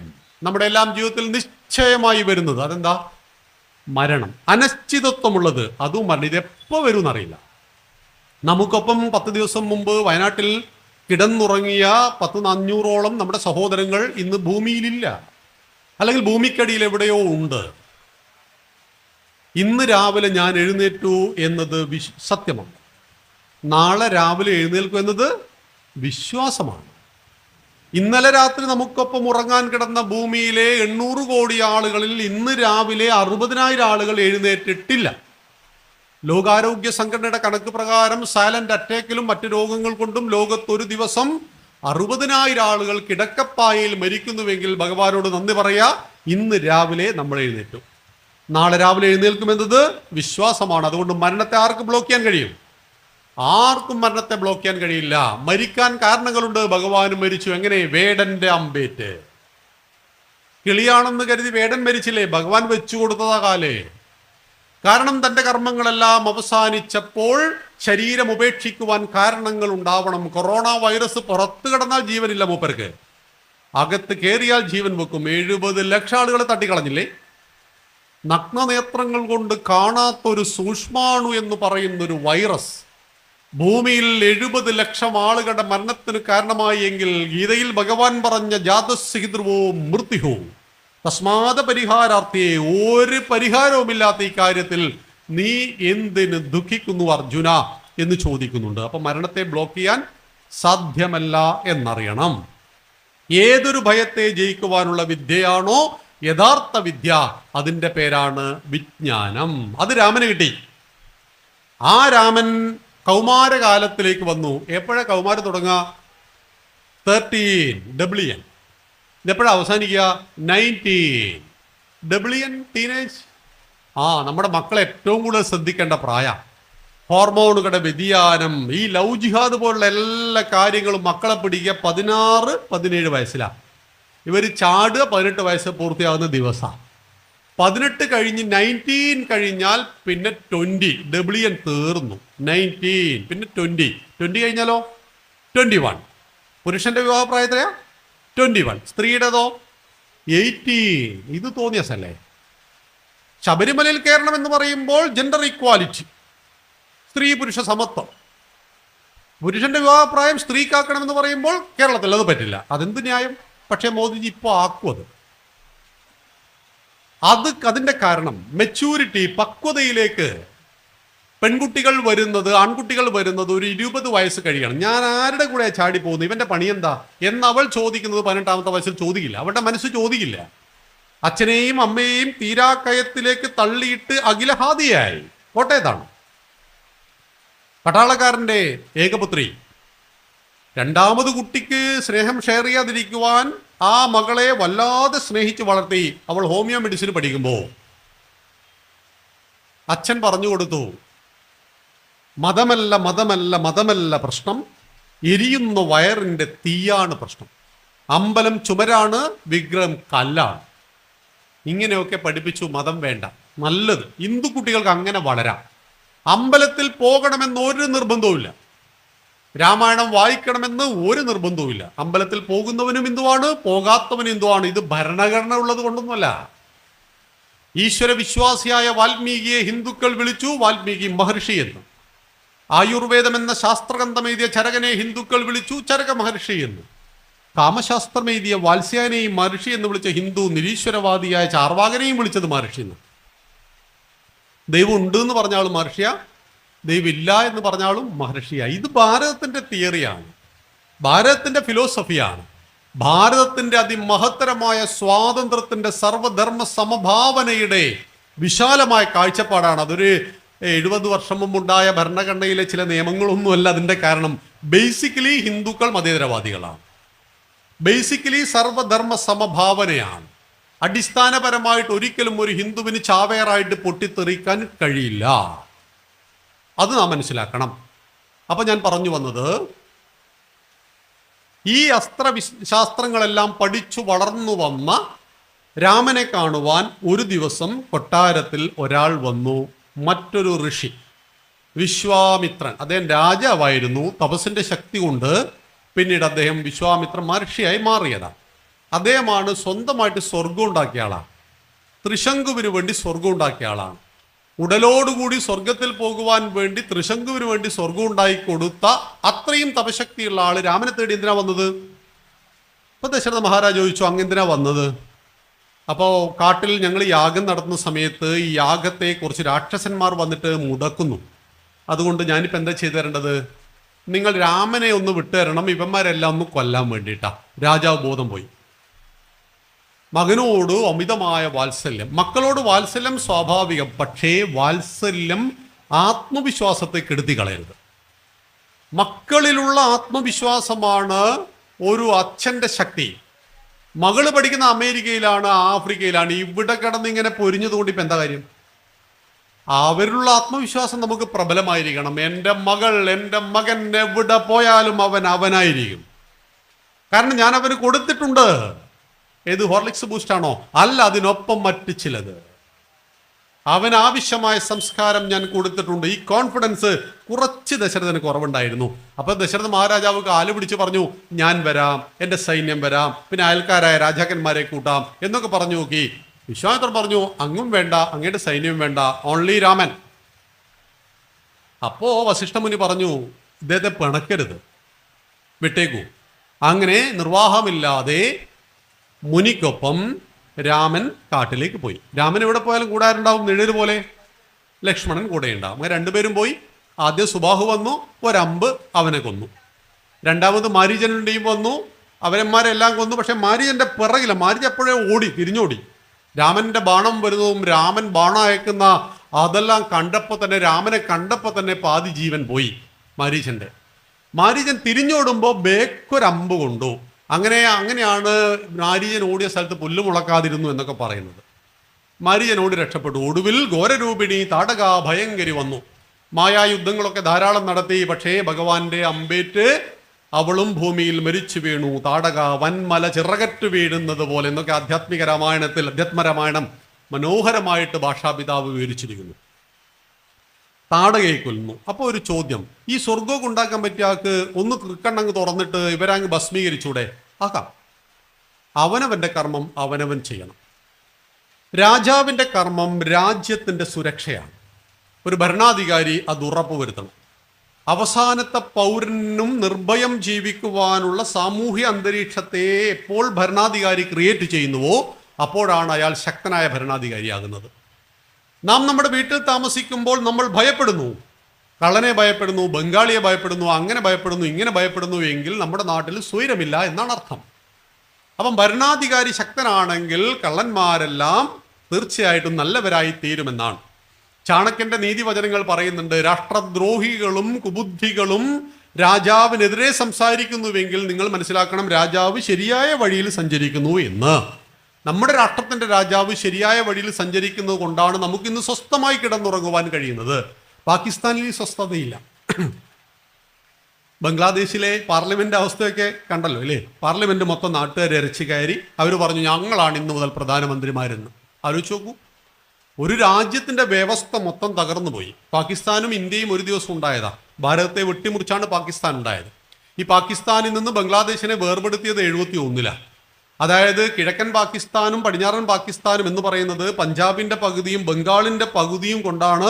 വളരെ ക്രൂരമായ വിഭജനമായിരുന്നു 75 വർഷം മുമ്പ്. ആഗസ്റ്റ് 15 വരാൻ പോവുകയാണ്. വളരെ വളരെ ക്രൂരമായ വിഭജനം. ഭൂരിപക്ഷം ഹിന്ദുക്കൾ വസിക്കുന്ന ഭാരതം എന്ന രാജ്യത്തിൽ ഞങ്ങൾക്ക് ജീവിക്കാൻ സാധ്യമല്ലെന്ന് ജിന്ന പറഞ്ഞപ്പോൾ ജിന്നയ്ക്ക് വേണ്ടി ഭാരതത്തെ വിഭജിച്ചത് പോലും ക്രൂരമായിരുന്നു. കാരണം പഞ്ചാബിന്റെ പകുതി വെട്ടിമുറിച്ച് ഇന്നത്തെ പാകിസ്ഥാനും ബംഗാളിന്റെ പകുതി വെട്ടിമുറിച്ച് ഇന്നത്തെ ബംഗ്ലാദേശ് ഉണ്ടായപ്പോൾ 1600 കിലോമീറ്റർ ഭാരതം നടുകായി. ജിന്ന ആദ്യം പറഞ്ഞത് ഞങ്ങൾക്ക് ഇതിന്റെ മധ്യത്തിലൂടെ ഒരു വൺ വേ എക്സ്പ്രസ് ഹൈവേ വേണമെന്ന്, ഇടനാഴി അത് കൊടുക്കണമെന്നൊക്കെ പറഞ്ഞു. അത് രാഷ്ട്രീയ വിഷയമായതുകൊണ്ട് ഞാൻ അതിലേക്ക് വരുന്നില്ല. പക്ഷെ 71-ൽ ആ ബംഗ്ലാദേശ് വിഭജിക്കപ്പെട്ടു. ആലോചിച്ച് നോക്കൂ, നമുക്കൊപ്പം ജീവിച്ച അഖണ്ഡ ഭാരതത്തിന്റെ ഭാഗമായിരുന്ന അഫ്ഗാനിസ്ഥാൻ, പാകിസ്ഥാൻ, ബംഗ്ലാദേശ് എന്താ അവസ്ഥ? നമുക്ക് രാമനെ അറിയണമെങ്കിൽ ഈ 3 രാജ്യത്തെക്കുറിച്ച് ചുമ്മാ ഒന്ന് ചിന്തിച്ചാൽ മതി. മറഞ്ഞു മഹത്തായ ഗാന്ധാരദേശം, മറഞ്ഞു മഹോദാര ബ്രഹ്മപ്രദേശം, മുറിഞ്ഞറ്റു വീണു മനോരമ്യലങ്ക, മഹാദേവി നിൻ കാലിലെ പൊൻചിലങ്ക എന്ന് കവി വേദനയോടുകൂടി പാടിയിട്ടുണ്ട്. ഗാന്ധാരദേശം ഇന്നത്തെ അഫ്ഗാനിസ്ഥാൻ, ഉസാമ ബിൻ ലാദന്റെ സാമ്രാജ്യം. പാഞ്ചാലദേശം ഇന്നത്തെ പാകിസ്ഥാൻ, ബംഗാളദേശം ഇന്നത്തെ ബംഗ്ലാദേശ്, ബ്രഹ്മപ്രദേശം ഇന്നത്തെ മ്യാൻമാർ, ലങ്ക സ്വർണ്ണമയൂര ലങ്ക കുബേരന്റെ സാമ്രാജ്യം. അദ്ദേഹത്തെ ആട്ടി ഓടിച്ചിട്ട് രാവണൻ പിടിച്ചടക്കിയ സ്വന്തമായിട്ട് വിമാനം അന്നുണ്ടായിരുന്ന ആളാണ് ആര്? കുബേരൻ, പുഷ്പക വിമാനം. നേരത്തെ ദാസേട്ടൻ സൂചിപ്പിച്ചു ആ കാര്യം. ഞാൻ പറഞ്ഞു വന്നത് യജ്ഞത്തെ രക്ഷിക്കുവാൻ യജ്ഞം യാഗം ഇതം ന മമ, ഇതെന്റേതല്ല, ലോകത്തിനു വേണ്ടി എന്തങ്ങോട്ട് കൊടുക്കാം ഇത് ചിന്തിച്ചവരായിരുന്നു ഭാരതം. അതുകൊണ്ട് ഭാരതം പറഞ്ഞു ചൂഷണം എന്ന വാക്ക് സംസ്കൃതത്തിൽ എവിടെയുമില്ല. ദോഹനം, കറന്നെടുക്കുക. ഗോമാതാവിനെ സംരക്ഷിക്കുന്നു, അല്പം പാല് കറന്നെടുക്കുന്നു, പരസ്പര ഭാവന. കമ്മ്യൂണിസം നമുക്ക് നൽകിയ വാക്ക് ചൂഷണം. മതങ്ങൾ നമുക്ക് നൽകിയ വാക്ക് ചൂഷണം. പ്രകൃതിയെ ചൂഷണം ചെയ്യണം എന്ന് പറഞ്ഞപ്പോൾ ഈ അവസ്ഥയൊക്കെ ഉണ്ടായി. രാവിലെ എഴുന്നേറ്റ് ഭൂമിയെ തൊട്ട് വന്ദിച്ച് ഭാരതീയർ ഹിന്ദുക്കൾ പറയുന്ന ഒരു ശ്ലോകമുണ്ട്. ജനീവയിൽ ലോക പരിസ്ഥിതി ഉച്ചകോടി നടക്കുകയാണ്. ലോകത്തിലെ പ്രമുഖ പരിസ്ഥിതി ശാസ്ത്രകാരന്മാരെല്ലാവരും വന്നിട്ടുണ്ട്. ഈ സമയത്ത് ലോകം പ്ലാസ്റ്റിക്കിനാൽ കുന്നുകൂടുന്നു, നദികളും പുഴകളും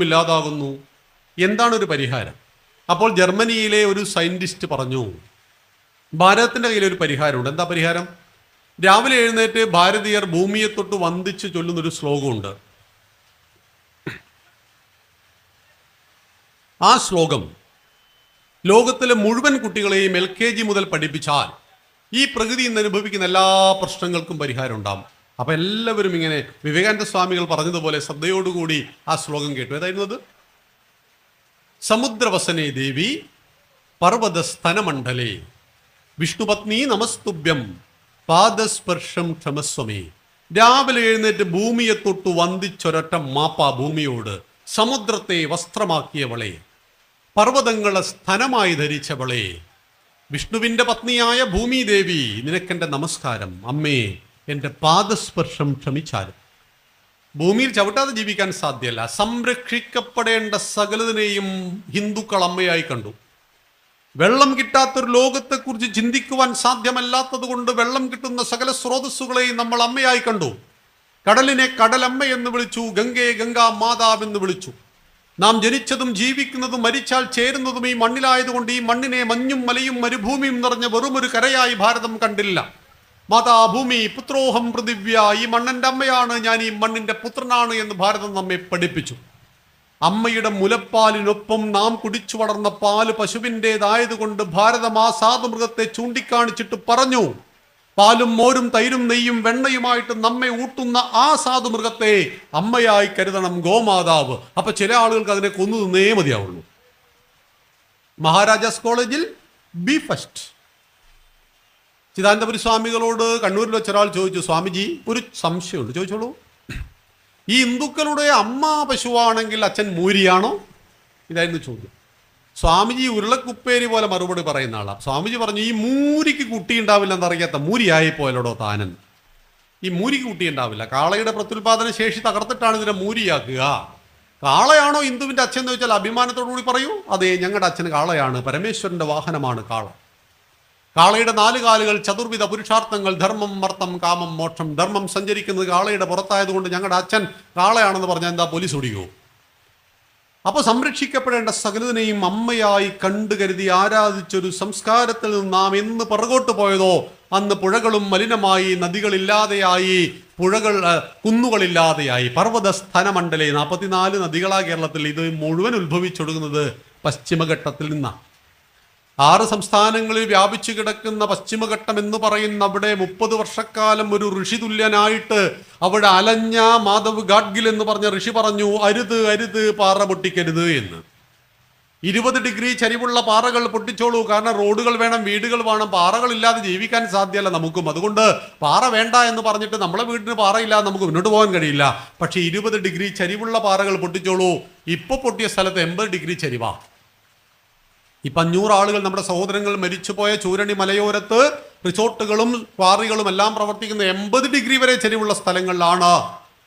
പർവ്വത സ്ഥനമണ്ഡലേ, നദികൾ ഉത്ഭവിക്കുന്ന സ്ഥലങ്ങളാണ് അമ്മയുടെ പർവ്വതങ്ങൾ എന്ന് പറയുന്ന ഭാരതത്തിൻ്റെ ഉദാത്തമായ സന്ദേശത്തെ മനസ്സിലാക്കുവാൻ കഴിയാത്തത് കൊണ്ട് ഏതൊരു ഭൂമിയെ തൊട്ട് വന്ദിച്ചുകൊണ്ടാണോ രാമനും കൃഷ്ണനും ജീവിതം തുടങ്ങിയത്, ആ ഭൂമിയെ അമ്മയായി കണ്ടുകരുതി ആരാധിക്കുന്ന സംസ്കാരത്തിൽ നിന്ന് നാം പിറകിലേക്ക് പോയപ്പോഴാണ് ഈ പ്രശ്നങ്ങളെല്ലാം നമ്മെ തേടി വന്നത് എന്ന് നാം അറിയുക. അങ്ങനെ വിശ്വാമിത്ര മഹർഷി യാഗരക്ഷയ്ക്ക് ശേഷം രാമന് പൂർവ്വചരിത്രം പറഞ്ഞു കൊടുക്കുകയാണ്.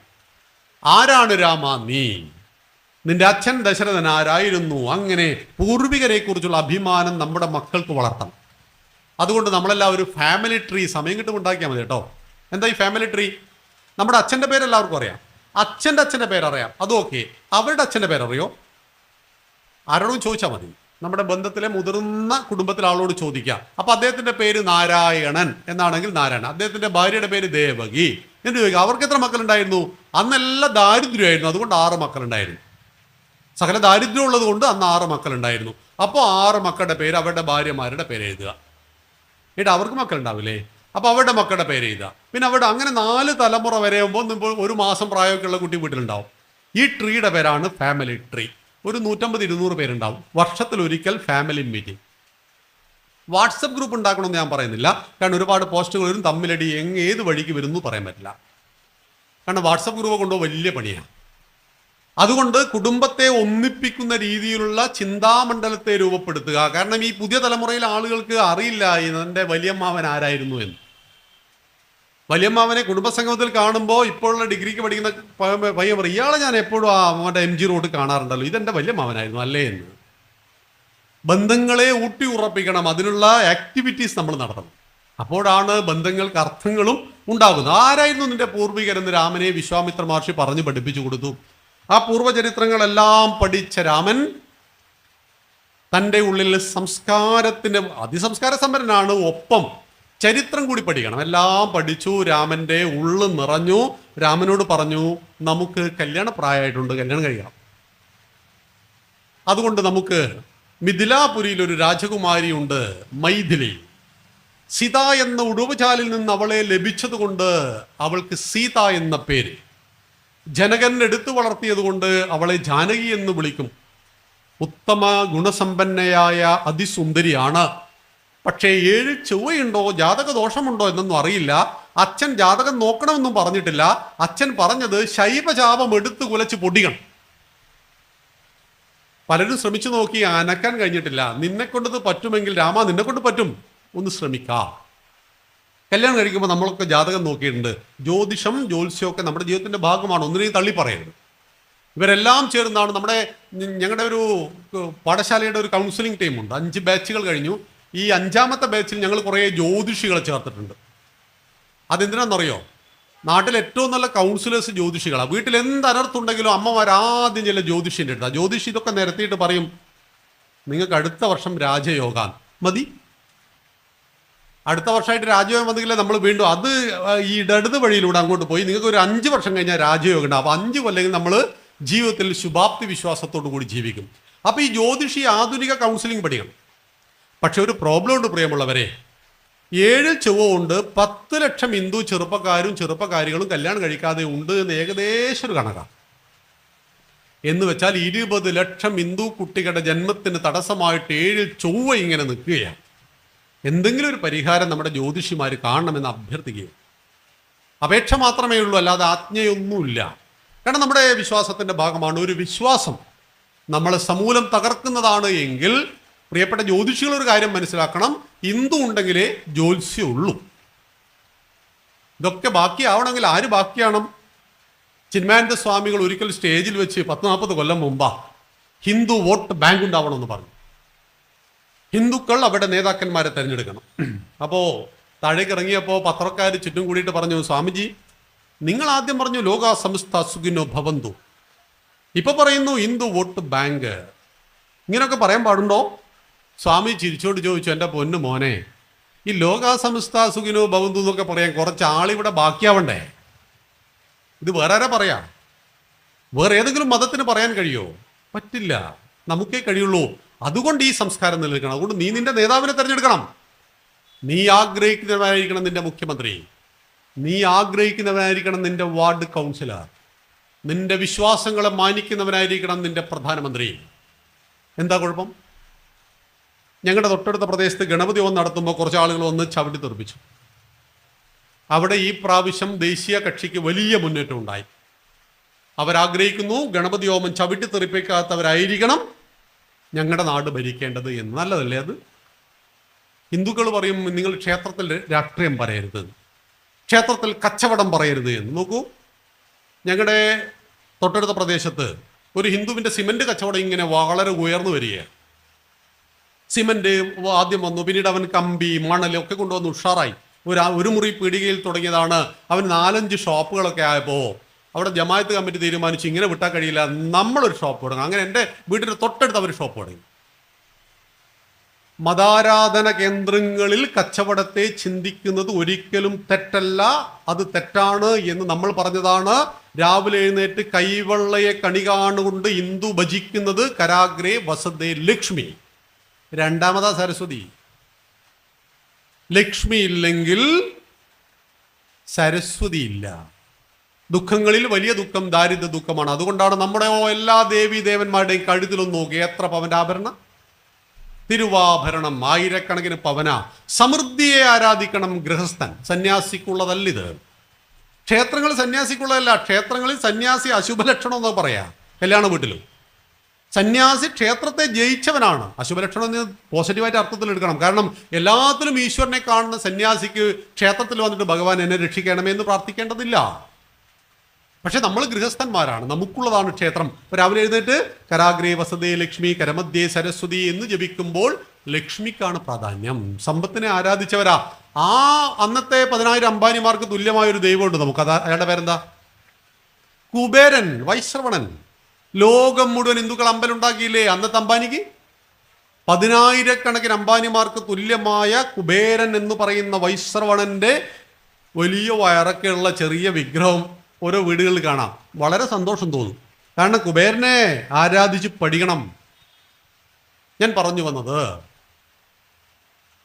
കല്യാണത്തിന്റെ കാര്യം വന്നു. രാമനെത്തി, ശൈവചാപം ഇടത് കൈകൊണ്ട് ഉയർത്തി, വലത് കൈകൊണ്ട് ഞാണു വലിച്ചു കെട്ടുമ്പോൾ ശൈവചാപം 2 ഒടിഞ്ഞു.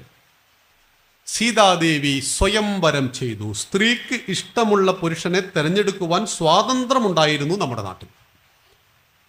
ഒരു പുരുഷൻ 4 കെട്ടുന്ന അതിശയങ്ങളെ കുറിച്ച് പറയുന്നു എങ്കിൽ ഒരു സ്ത്രീ 5 കെട്ടിയാൽ കുഴപ്പമുണ്ടോ? ദ്രൗപദി 5 കെട്ടിയില്ലേ?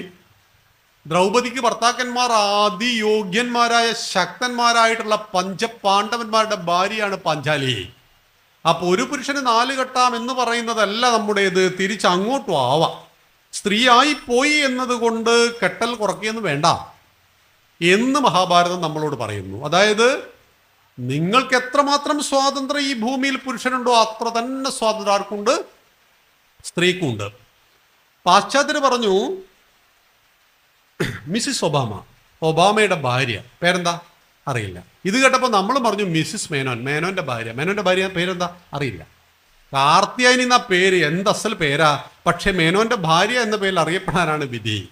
പക്ഷെ ഭാരതം പറഞ്ഞു രാധാകൃഷ്ണൻ, സീതാരാമൻ, പാർവതി പരമേശ്വരൻ, ഉമാമഹേശ്വരൻ, ലക്ഷ്മി നാരായണൻ. സ്ത്രീയുടെ പേര് ആദ്യം പറയാൻ പാടില്ല. ആര് പറഞ്ഞു? ഇത് ഭാരതത്തിന്റെ സംസ്കാരമായിരുന്നോ? നിങ്ങൾ ഹിന്ദു സ്ത്രീകൾ മഹാഭാഗ്യവതികൾ. ദ്രൗപദി മുർമു രാഷ്ട്രപതി, അതായത് നിങ്ങൾക്ക് രാഷ്ട്രപതിയാകാം. ഇന്ദിരാഗാന്ധി ഹിന്ദു സ്ത്രീയാ, നിങ്ങൾക്ക് പ്രധാനമന്ത്രി ആവാന്നേ. നിർമ്മല സീതാരാമൻ ഇപ്പോഴത്തെ ധനകാര്യം, കഴിഞ്ഞ പ്രതിരോധം, ഡിഫൻസ് മിനിസ്റ്റർ ആയിരുന്നു. ഹിന്ദു സ്ത്രീക്ക് ആരൊക്കെ ആവാം? രാഷ്ട്രപതിയാകാം, പ്രധാനമന്ത്രിയാകാം, രാജ്യരക്ഷാ വകുപ്പ് മന്ത്രിയാകാം. നിങ്ങളങ്ങാ മതം മാറിയാൽ നിങ്ങളുടെ കണ്ണ് മാത്രമേ നിങ്ങൾ പുറത്താണിക്കാൻ പറ്റുള്ളൂ. ഹിന്ദുവായതിൻ്റെ ആ സ്വാതന്ത്ര്യം. നിങ്ങളുടെ വസ്ത്രം ആരാ നിശ്ചയിച്ചത്? ഇന്നിവിടെ പരിപാടിക്ക് വരുമ്പോൾ ചുരിദാർ, സെറ്റ് സാരി ഒക്കെ എടുത്ത് അമ്മ പെങ്ങന്മാർ അണിഞ്ഞൊരുങ്ങി വന്നിരിക്കുന്നു. എന്തൊരു സന്തോഷമാണ് കാണുമ്പോൾ. നിങ്ങളുടെ വസ്ത്രം അമ്പലത്തിലെ ശാന്തിക്കാരൻ തീരുമാനിച്ചാൽ നമ്മൾ അംഗീകരിക്കുമോ? ഇന്ന് വരുമ്പോൾ എല്ലാവരും പച്ച നിറത്തിലുള്ള സാരി മാത്രമേ ധരിക്കാൻ പാടുള്ളൂ എന്ന് പറഞ്ഞാൽ നമ്മൾ പറയും അത് അദ്ദേഹം പറയുകയുമില്ല, നമ്മളത് ചെയ്യുകയുമില്ല. നിങ്ങൾ കഴിഞ്ഞ 10 ദിവസമായിട്ട് അമ്പലത്തിൽ വന്നില്ലെങ്കിൽ ഇവിടുത്തെ ശാന്തിക്കാരൻ നിങ്ങളെ വഴക്ക് പറയുമോ? ഇല്ല. കാരണം നിങ്ങൾ ഇവിടെ വരുന്നത് ദൈവത്തിന് വേണ്ടിയിട്ടോ ഭഗവാന് വേണ്ടിയിട്ടോ ശാന്തിക്കാരന് വേണ്ടിയിട്ടോ അല്ല, നമുക്ക് വേണ്ടിയിട്ടാ. കാരണം ദൈവം ദ്യോതനാഥ് ദൈവ, പ്രകാശിപ്പിക്കുന്നത് എന്തോ അതാകും ദൈവം. ദൈവം നമ്മളിൽ പ്രകാശിക്കുന്നു. അല്ലാതെ ഭഗവാന് നമ്മുടെ പോയിട്ട് ഗുരുവായൂരപ്പ അങ്ങൊരു സംഭവമാണ്, ഗുരുവായൂരപ്പൻ്റെ സംഭവമാണെന്ന് നമ്മൾ പറയാൻ തന്നെ ഗുരുവായൂരപ്പൻ അറിയാം. പക്ഷേ ഗുരുവായൂരപ്പനെ നാം ഭജിക്കുന്നത് ഭഗവാനായി തീരുവാനാണ്. അങ്ങനെയാണ് സുധാമണി അമൃതാനന്ദമയി ദേവിയായി മാറിയത്. നാണു ശ്രീനാരായണ ഗുരുദേവനായി മാറിയത്, കൃഷ്ണൻ ശ്രീകൃഷ്ണനായത്, രാമൻ ശ്രീരാമനായത്. അങ്ങനെ രാമന്റെ കല്യാണം കഴിഞ്ഞു. അന്ന് മുതൽ രാമൻ എന്ത് പേരിൽ അറിയപ്പെട്ടത്? സീതാറാം. ഭാരതത്തിൽ എവിടെ ചെന്ന് മനസ്സിലാകുന്ന ഭാഷയാണിത്. നമ്മൾ ഇവിടുന്ന് നേരെ കാശ്മീരിൽ ചെന്നിട്ട് വീട്ടിലെല്ലാവർക്കും സുഖമാണോ എന്നൊരു കാശ്മീരിയോട് ചോദിച്ചാൽ അവന് വല്ലതും മനസ്സിലാവുമോ? ഇല്ല. നമ്മൾ മലയാളത്തിലാണ് ചോദിച്ചത്. പക്ഷെ അവനോട് ചോദിക്കണം ജയ്റാം, അവൻ പറയും സീതാറാം. ജയ്റാം, സീതാറാം. ഹിമാലയം മുതൽ കന്യാകുമാരി വരെ, കച്ച് മുതൽ കാമരൂപം വരെയുള്ള ഈ ഭാരതത്തിൽ എവിടെ ചെന്ന് സഞ്ചരിച്ചിട്ട് ഏതൊരു വ്യക്തിയോട് പറഞ്ഞാലും മനസ്സിലാകുന്ന ആപ്തവാക്യമാണ് ജയ്റാം സീതാറാം. സീതാരാമനായി തീർന്നു. അപ്പോൾ ജനക മഹാരാജ് ചോദിച്ചു, അങ്ങയുടെ കൊട്ടാരത്തിൽ 3 ആൺകുട്ടികളുണ്ടല്ലോ, എൻ്റെ കൊട്ടാരത്തിൽ 3 പെൺകുട്ടികൾ കൂടി ബാലൻസ് ഉണ്ട്. നമുക്ക് ഒരു വീട്ടിൽ നിന്ന് ഒരു ചെലവിൽ കാര്യങ്ങളൊക്കെ നടക്കില്ലേ? കല്യാണം കഴിച്ചു കൊടുത്തുകൂടെ? Yes, okay. അങ്ങനെ കോസല സാമ്രാജ്യത്തിലെ 4 രാജകുമാരന്മാർ മിഥിലാപുരിയിലെ 4 രാജകുമാരിമാരെ കല്യാണം കഴിച്ചു. സന്തോഷം. എല്ലാവരും കൂടി തിരിച്ച് അയോധ്യയിലേക്ക് പോകുമ്പോൾ വഴിക്കൊരാൾ ബ്ലോക്ക് വെച്ചിരിക്കുന്നു. ആരാണ്? ഭാർഗവരാമൻ, പരശുരാമൻ. പരശുരാമനും ശ്രീരാമനും തമ്മിലൊരു സംവാദം. നിങ്ങൾ സമയം കിട്ടുമ്പോൾ രാമായണം വിസ്തരിച്ച് വായിച്ചാൽ മതി. വാൽമീകി രാമായണത്തിലാണ്, വളരെ മനോഹരം. കുറേ സമയമുണ്ട്. നമ്മുടെ ഏഷ്യാനെറ്റിൽ നിന്ന് കാണുന്ന സംവാദം ഒന്നും അതൊക്കെ എന്ത് സംവാദം? കാരണം ഇവിടെ തോറ്റവൻ ഇതേ വാദഗതിയാണ് കൈരളി ചാനൽ പോയിട്ട് പറയാം. മനസ്സിലായല്ലോ? അത് സംവാദം ഒരിക്കലും തീരില്ല. സംവാദത്തിന്റെ മാനദണ്ഡങ്ങൾ അനുസരിച്ച് സംവാദവുമല്ല നടക്കുന്നത്. രാമനും പരശുരാമനും തമ്മിലുള്ള സംവാദത്തിൽ പരശുരാമൻ ഇങ്ങനെ ചൂടാവുകയാണ്, ടെമ്പറേച്ചർ കൂടും. അപ്പം നമ്മുടെ വീട്ടിൽ നമ്മൾ കലഹിക്കുകയാണ്, ഭാര്യയും ഭർത്താവും കലഹിക്കുമ്പോൾ ഭർത്താവാണ് നന്നായിട്ട് ചൂടാവുന്നതെങ്കിൽ ഭാര്യ തണുക്കണം, ഭാര്യയാണ് ചൂടാവുന്നതെങ്കിൽ ആര് തണുക്കണം? ഭർത്താവ് തണുക്കണം. 2 ചൂട് ഒന്നിച്ചു വരുമ്പോൾ വല്ലാത്ത ചൂടായിട്ട് മാറും. അത് കലഹത്തിന്റെ നിയമങ്ങളാണ്. ഒരാൾ ക്രോധാകുലനാകുമ്പോൾ മറ്റവൻ ശാന്തതയെ കൈവരിക്കണം, ഇല്ലെങ്കിൽ പ്രോബ്ലം തീരില്ല, പ്രശ്നം ഇങ്ങനെ വലുതായിക്കൊണ്ടേയിരിക്കും. അങ്ങനെയാണ് പല പല അപകടങ്ങളും സംഭവിക്കുന്നത്. പരശുരാമനും ശ്രീരാമനും തമ്മിലുള്ള സംവാദത്തിനൊടുവിൽ പരശുരാമന് മനസ്സിലായി, ഞാൻ സംവദിക്കുന്നത് എന്നോട് തന്നെയാണ്, എന്നിൽ നിന്നും അന്യനല്ലിത്. ഒരേ മഹാവിഷ്ണുവിന്റെ ചൈതന്യത്തിൽ നിന്ന് 6ാമനും 7ാമനുമായിട്ട് വന്നവന്മാരാണ് ഞങ്ങൾ. ഞങ്ങളുടെ ഡ്യൂട്ടീസ് ഉണ്ട്, ഞങ്ങളുടെ കടമകളെ നിർവഹിച്ച് ഞങ്ങൾക്ക് പോകേണ്ടതുണ്ട്. അങ്ങനെ തൻ്റെ കയ്യിലെ വൈഷ്ണവ ചാപത്തെ രാമന്റെ കയ്യിലേൽപ്പിച്ച് ദീർഘതപസ്സിനായി പരശുരാമൻ കാട് കയറുന്നി.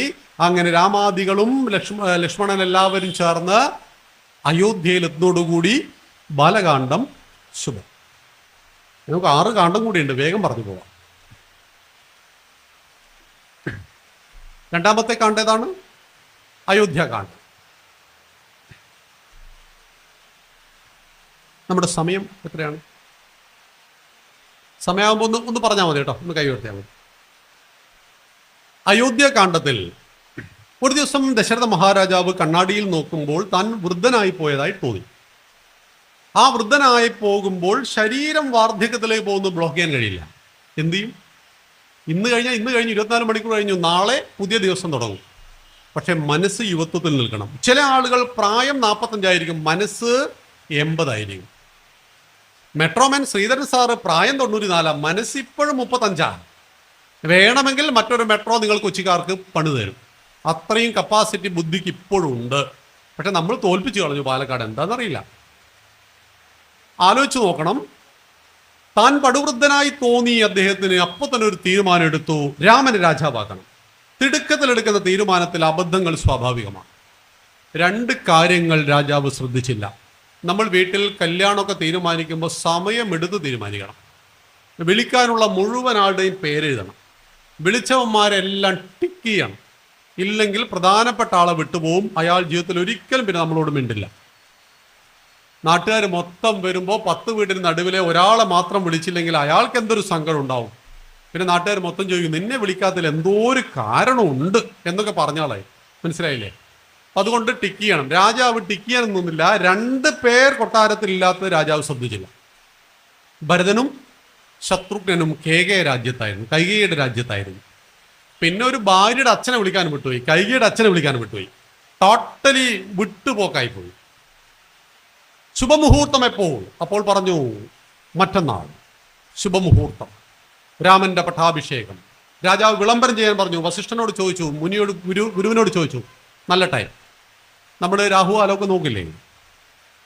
രാജ്യം മുഴുവൻ സന്തോഷത്തിൽ ഇങ്ങനെ ആറാടിക്കൊണ്ടിരിക്കെ ഏറെ സന്തോഷിച്ചൊരു അമ്മയുണ്ടായിരുന്നു അവിടെ. അത് കൗസല്യാദേവി ആയിരുന്നില്ല, കൈകേയി മാതാവായിരുന്നു. നാളെ രാവിലെ 10 മണിക്ക് രാമന്റെ പട്ടാഭിഷേകം. ഇന്ന് വൈകുന്നേരം 5 മണി. നാളെ സൂര്യനെ പോലെ ശോഭിക്കുന്ന രാമന്റെ വലതുഭാഗത്ത് 3 അമ്മമാർ സിംഹാസനത്തിന് തുല്യമായ കസേരകളിൽ ഇരിക്കുമ്പോൾ ലോകം മുഴുവൻ അവരെ ഇങ്ങനെ നോക്കുന്നു. ഈ സമയത്ത് ഉടുക്കേണ്ട പട്ടുസാരി, ഉടുക്കേണ്ട ആഭരണമൊക്കെ ഇങ്ങനെ തയ്യാറാക്കി വെക്കുകയായിരുന്നു. ആര്? കൈകേയി. അപ്പോൾ അവൾ വന്നു. ആര്? മന്ധര. മന്ധരയ്ക്ക് കൈകേയി ഡി എന്ന് വിളിക്കാൻ സ്വാതന്ത്ര്യമുണ്ട്. അതെങ്ങനെയാ? കൈകേയിയുടെ അമ്മയുടെ തോഴിയായിരുന്നു. കൈകേയി എടുത്ത് വളർത്തിയത് മന്ധരയായിരുന്നു. ആ ഒരു സ്വാതന്ത്ര്യമുണ്ട്. വന്നപ്പോൾ തന്നെ ചോദിച്ചു, എന്താടി നിനക്കെത്ര സന്തോഷം? അപ്പോൾ പറഞ്ഞു, നാളെ എൻ്റെ മകൻ രാജാവാകുന്നു. വളരെ ശ്രദ്ധിക്കണം എങ്ങനെയാണ് മന്ദരമാർ നമ്മളിൽ പ്രവർത്തിക്കുക എന്ന്. മന്ദര എന്ന് പറഞ്ഞാൽ ആണ് പെണ്ണ് എന്നൊന്നുമില്ല. മന്ദരയുടെ രൂപത്തിൽ ആണും ഉണ്ട് പെണ്ണും ഉണ്ട്. മന്ദര എങ്ങനെ പ്രവർത്തിക്കുന്നു നോക്കണേ. ആദ്യം പറഞ്ഞു, നിനക്കെന്താ ഇത്ര സന്തോഷം? അപ്പോൾ കൈകേയി പറഞ്ഞു, എൻ്റെ മകൻ നാളെ രാജാവാകുന്നു, എൻ്റെ മകന്റെ പട്ടാഭിഷേകം. അപ്പോൾ മന്ദര, ഭരതനാണോ രാജാവാകുന്നത്? മൂപ്പത്തിക്ക് കാര്യം അറിയാഞ്ഞിട്ടാ. നാട്ടിലെ LKG സ്റ്റുഡൻറ്റിന് വരെ അറിയാൻ രാമനാണ് രാജാവാകുന്നത് എന്ന്. പക്ഷെ ആക്കിയതാണ്. ചോദ്യം ഏതായിരുന്നു? ഭരതനാണോ രാജാവാകുന്നത്? ആ ചോദ്യം ഒട്ടും ഇഷ്ടപ്പെട്ടില്ല ആർക്ക്? കൈകേയിക്ക്. അല്ല, രാമനാണ്. കൈകേയി പറഞ്ഞു. അപ്പോൾ മന്ദര, രാമൻ നിന്റെ മോനാണോ? രാമൻ എൻ്റെ മകനല്ല. അല്ല, രാമൻ എൻ്റെ മകനാണ്. ഭരതനേക്കാൾ പ്രിയം എനിക്ക് എൻ്റെ രാമനെയാണ്. രാമൻ എൻ്റെ മകനാണ്, ഭരതനേക്കാൾ പ്രിയം എനിക്ക് എൻ്റെ രാമനെയാണ്. അതും ക്ലോസ് ചെയ്തു. അടുത്ത ചോദ്യം, നീയാണോ രാമനെ പ്രസവിച്ചത്? അതിപ്പോ പ്രസവിച്ചത് ഞാനാണെന്ന് പറയാൻ പറ്റുമോ? പറ്റില്ല. കൗസല്യയാണ് പ്രസവിച്ചത്, പക്ഷേ എനിക്ക് ഭരതനേക്കാൾ പ്രിയം എൻ്റെ രാമനെയാണ്. നമ്മൾ പറയില്ലേ ലഡു പൊട്ടിയെന്ന്? ലഡു പൊട്ടിയില്ല. എല്ലാ ചോദ്യങ്ങളും ചോദിച്ചിട്ടും കൈകേയിക്കുള്ളിലെ ലഡു പൊട്ടിയില്ല. ആ ചോദ്യങ്ങൾ വായിക്കണം കേട്ടോ. അയോധ്യാകാന്ഡത്തിൽ വളരെ രസകര. വാൽമീകി രാമായണമൊക്കെ വളരെ വിസ്തരിച്ച് പറയും. 24,000 ശ്ലോകം ഉണ്ടല്ലോ. അധ്യാത്മ രാമായണത്തിൽ വരുമ്പോൾ 2000-ത്തിനടുത്തല്ലേ ഉള്ളൂ. അപ്പോൾ സ്വാഭാവികമായിട്ടും അതിൻ്റെ വളരെ കുറച്ചല്ലേ ഉള്ളൂ. അങ്ങനെ ചോദ്യങ്ങൾ ഓരോന്നും ചോദിച്ചു. പക്ഷേ 10ാമത്തെ ചോദ്യത്തിൽ ലഡു പൊട്ടി. ചോദ്യം ഇതായിരുന്നു, രാമൻ രാജാവായാൽ രാജമാതാവ് ആരായിരിക്കും? എന്ത് പൊട്ടി? ലഡു പൊട്ടി. അതെങ്ങനെ പൊട്ടി? രാജമാതാവ്, രാജപത്നി എന്നൊക്കെ പറഞ്ഞാൽ വലിയ പൊസിഷനാണ്. രാഷ്ട്രപതിയുടെ ഭാര്യ ഈ റോഡിലൂടെ കടന്നു പോകുന്നു, തൃപ്പൂണിത്തറയിലൂടെ. നമ്മൾ ആരാന്ന് പറഞ്ഞിട്ട് കാര്യമില്ല, വണ്ടി സൈഡാക്കണം. അവർ പോയതിന് ശേഷം പോലീസ് പറയും, ഇനി നിങ്ങൾ വേണ്ടടുത്ത് പോയിക്കോളൂ എന്ന്. രാജാവിൻ്റെ ഭാര്യ, രാജാവിൻ്റെ അമ്മ, രാജമാത ശിവകാമി ദേവി. ഓർമ്മയുണ്ടോ ബാഹുബലി? ഇപ്പൊ രാജാവിൻ്റെ ഭാര്യ ഒരു വാക്ക് പറഞ്ഞാൽ അതിനപ്പുറം മറ്റൊരു വാക്കില്ല.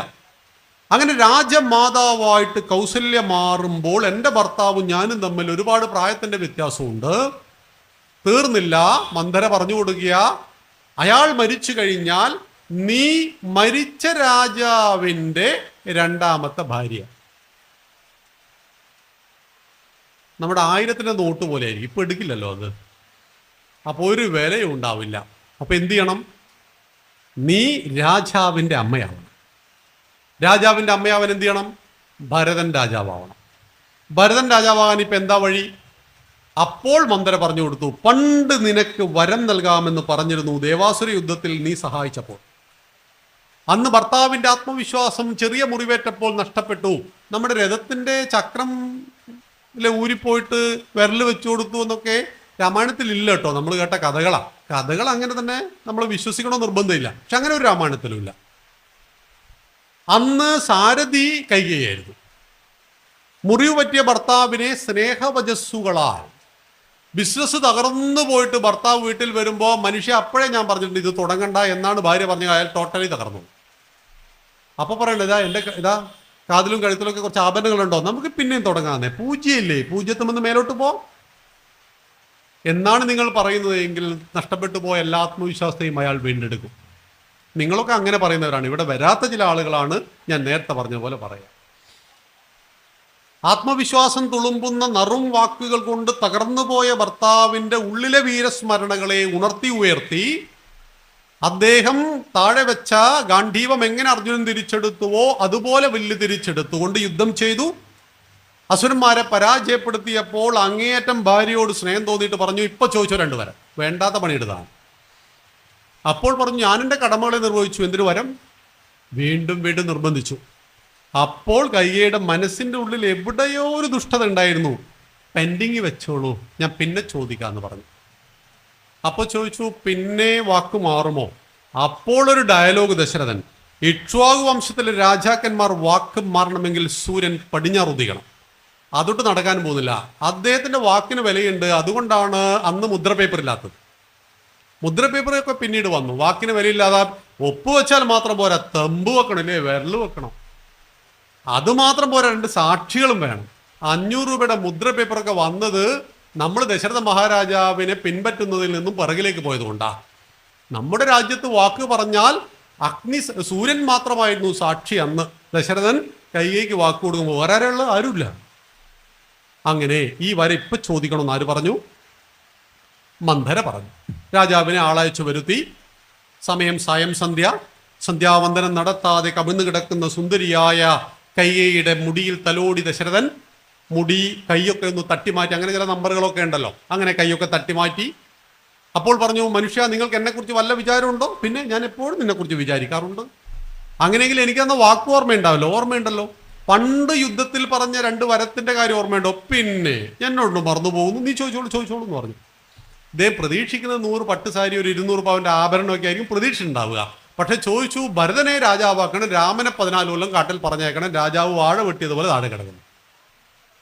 ബോധമൊക്കെ വന്നപ്പോ രാജാവ് പറഞ്ഞ 3 വാക്കുകൾ കലഹിച്ചുകൊണ്ട് പറഞ്ഞു, നീജേ ദുഷ്ടേ രാക്ഷസി. ഇതിന്റെ അപ്പുറം മറ്റൊരു തോന്നിയാസം സംസ്കൃതത്തിലില്ല. ഇംഗ്ലീഷിലും മലയാളത്തിലും നമുക്ക് ഇഷ്ടം പോലെ തോന്നിയാസ വാക്കുകളുണ്ട്, കേട്ടാൽ അറക്കുന്ന വാക്കുകൾ. പക്ഷെ ഒരു വാക്കിന് തുല്യമായ 10 വാക്കുകളെ ഇംഗ്ലീഷ് അടക്കം ലോകത്തിൽ ഏത് ഭാഷയിലും പറയാൻ കഴിയുള്ളൂ. എന്നാൽ ഒരു വാക്കിന് തുല്യമായ 100 വാക്കുകൾ പറയും സംസ്കൃതത്തിൽ. 100 അല്ല, 1000 വാക്കുകൾ പറയും. ലളിത സഹസ്രനാമം, വിഷ്ണു സഹസ്രനാമം, അമ്മയുടെ 1000 പേര്, വിഷ്ണു ഭഗവാൻ 1000 പേര് പറയാൻ കഴിയുന്ന മഹത്തായ ഭാഷയാണ് സംസ്കൃതം. അതിൽ തോന്നിയാസം ഇല്ലാത്തതുകൊണ്ട് കയ്യിൽ കിട്ടിയ തോന്നിയാസം എല്ലാം എടുത്തിട്ട് ആര് പ്രയോഗിച്ചു? ദശരഥൻ പ്രയോഗിച്ചു. ഒരു കൂസലുമില്ല. അപ്പം ഭാര്യ ചൂടായിട്ട് വഴിക്ക് വരുന്നില്ലെങ്കിൽ ഭർത്താക്കന്മാര് പൊതുവേ ചെയ്യുന്നത് ഞങ്ങളുടെ നാട്ടിലൊക്കെ സറണ്ടറായി. എന്നിട്ടും ഒരു കുലുക്കുമില്ല.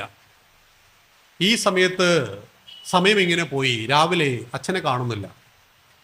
അന്തപുരത്തിൽ രാമൻ വരുമ്പോൾ കണ്ട കാഴ്ച, ഒരു രാത്രി ഇരുട്ടി വെളുത്തപ്പോൾ എൻ്റെ അച്ഛൻ പടുവൃദ്ധനായി പോയിരിക്കുന്നു. രാമനെ കണ്ട മാത്രയിൽ ഓടി വന്ന് കെട്ടിപ്പിടിച്ച് പൊട്ടി കരയുകയാണ്. ചോദിക്കുന്നു, എന്തേ? ഒന്നും പറയാൻ കഴിയാതെ പൊട്ടിക്കരയുന്ന കണ്ടപ്പോൾ കൈകേയി പറഞ്ഞു, രാമ, ഞാൻ പറയാം.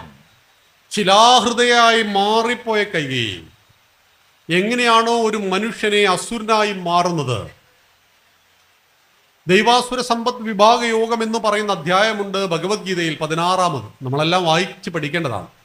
ഒരു മനുഷ്യന്റെ 26 ദൈവിക ഗുണങ്ങളെ ആദ്യം പറയും. അഭയം, സത്വ, സംശുദ്ധിർ, ജ്ഞാനയോഗ, വ്യവസ്ഥിതി, ദാനം, ദമശ്ച, യശ്ച, സ്വാധ്യായസ്തപാർജവം എന്ന് തുടങ്ങുന്ന ആ 3 ശ്ലോകങ്ങൾ 26 ദൈവിക ഗുണങ്ങളെ പറഞ്ഞതിന് ശേഷം ഇതേ ഭഗവാൻ അർജുന് പറഞ്ഞു കൊടുക്കുന്നുണ്ട് അസുരൻ ആരാണെന്ന്. ഈ അസുരന്റെ മുഴുവൻ ശക്തികളെയും കൈകേയിയുടെ ഉള്ളിൽ സമന്വയിച്ചു. കൈകേയി പറഞ്ഞു, രാമ, ഞാൻ പറയാം. നീ 14 കൊല്ലം കാട്ടിൽ പോകണം, എൻ്റെ മകൻ ഭരതനെ രാജാവാക്കണം എന്ന് പറഞ്ഞതിനാണ് ഈ മനുഷ്യൻ ഇങ്ങനെ നിലവിളിക്കുന്നത്, നിസ്സാരമായിട്ട്. ഈ സമയത്ത് രാമൻ പറയുന്നൊരു വാക്കുണ്ട്, അച്ഛൻ്റെ വാക്ക് പാലിക്കാൻ വേണ്ടി 14 വർഷമല്ല 14,000 വർഷം കാട്ടിൽ പോകുവാനും ഈ മകൻ തയ്യാറാണ്. രാമായണത്തിന്റെ ആനുകാലിക വിഷയത്തിൽ നാം ചിന്തിക്കേണ്ട ഏറ്റവും പ്രധാനമാണ് പുത്രൻ ഓർ പുത്രി എന്ന വാക്കിന്റെ അർത്ഥം. പുംനാമ നരകത്തിൽ നിന്നും പിതാവിനെ ത്രാണനം ചെയ്യിക്കുന്നവൻ ആരോ അവൻ പുത്രൻ ഓർ പുത്രി, പുല്ലിംഗം ഓർ സ്ത്രീലിംഗം. അച്ഛനമ്മമാരെ മക്കളായിട്ട് നരകത്തിൽ പതിപ്പിക്കരുത്.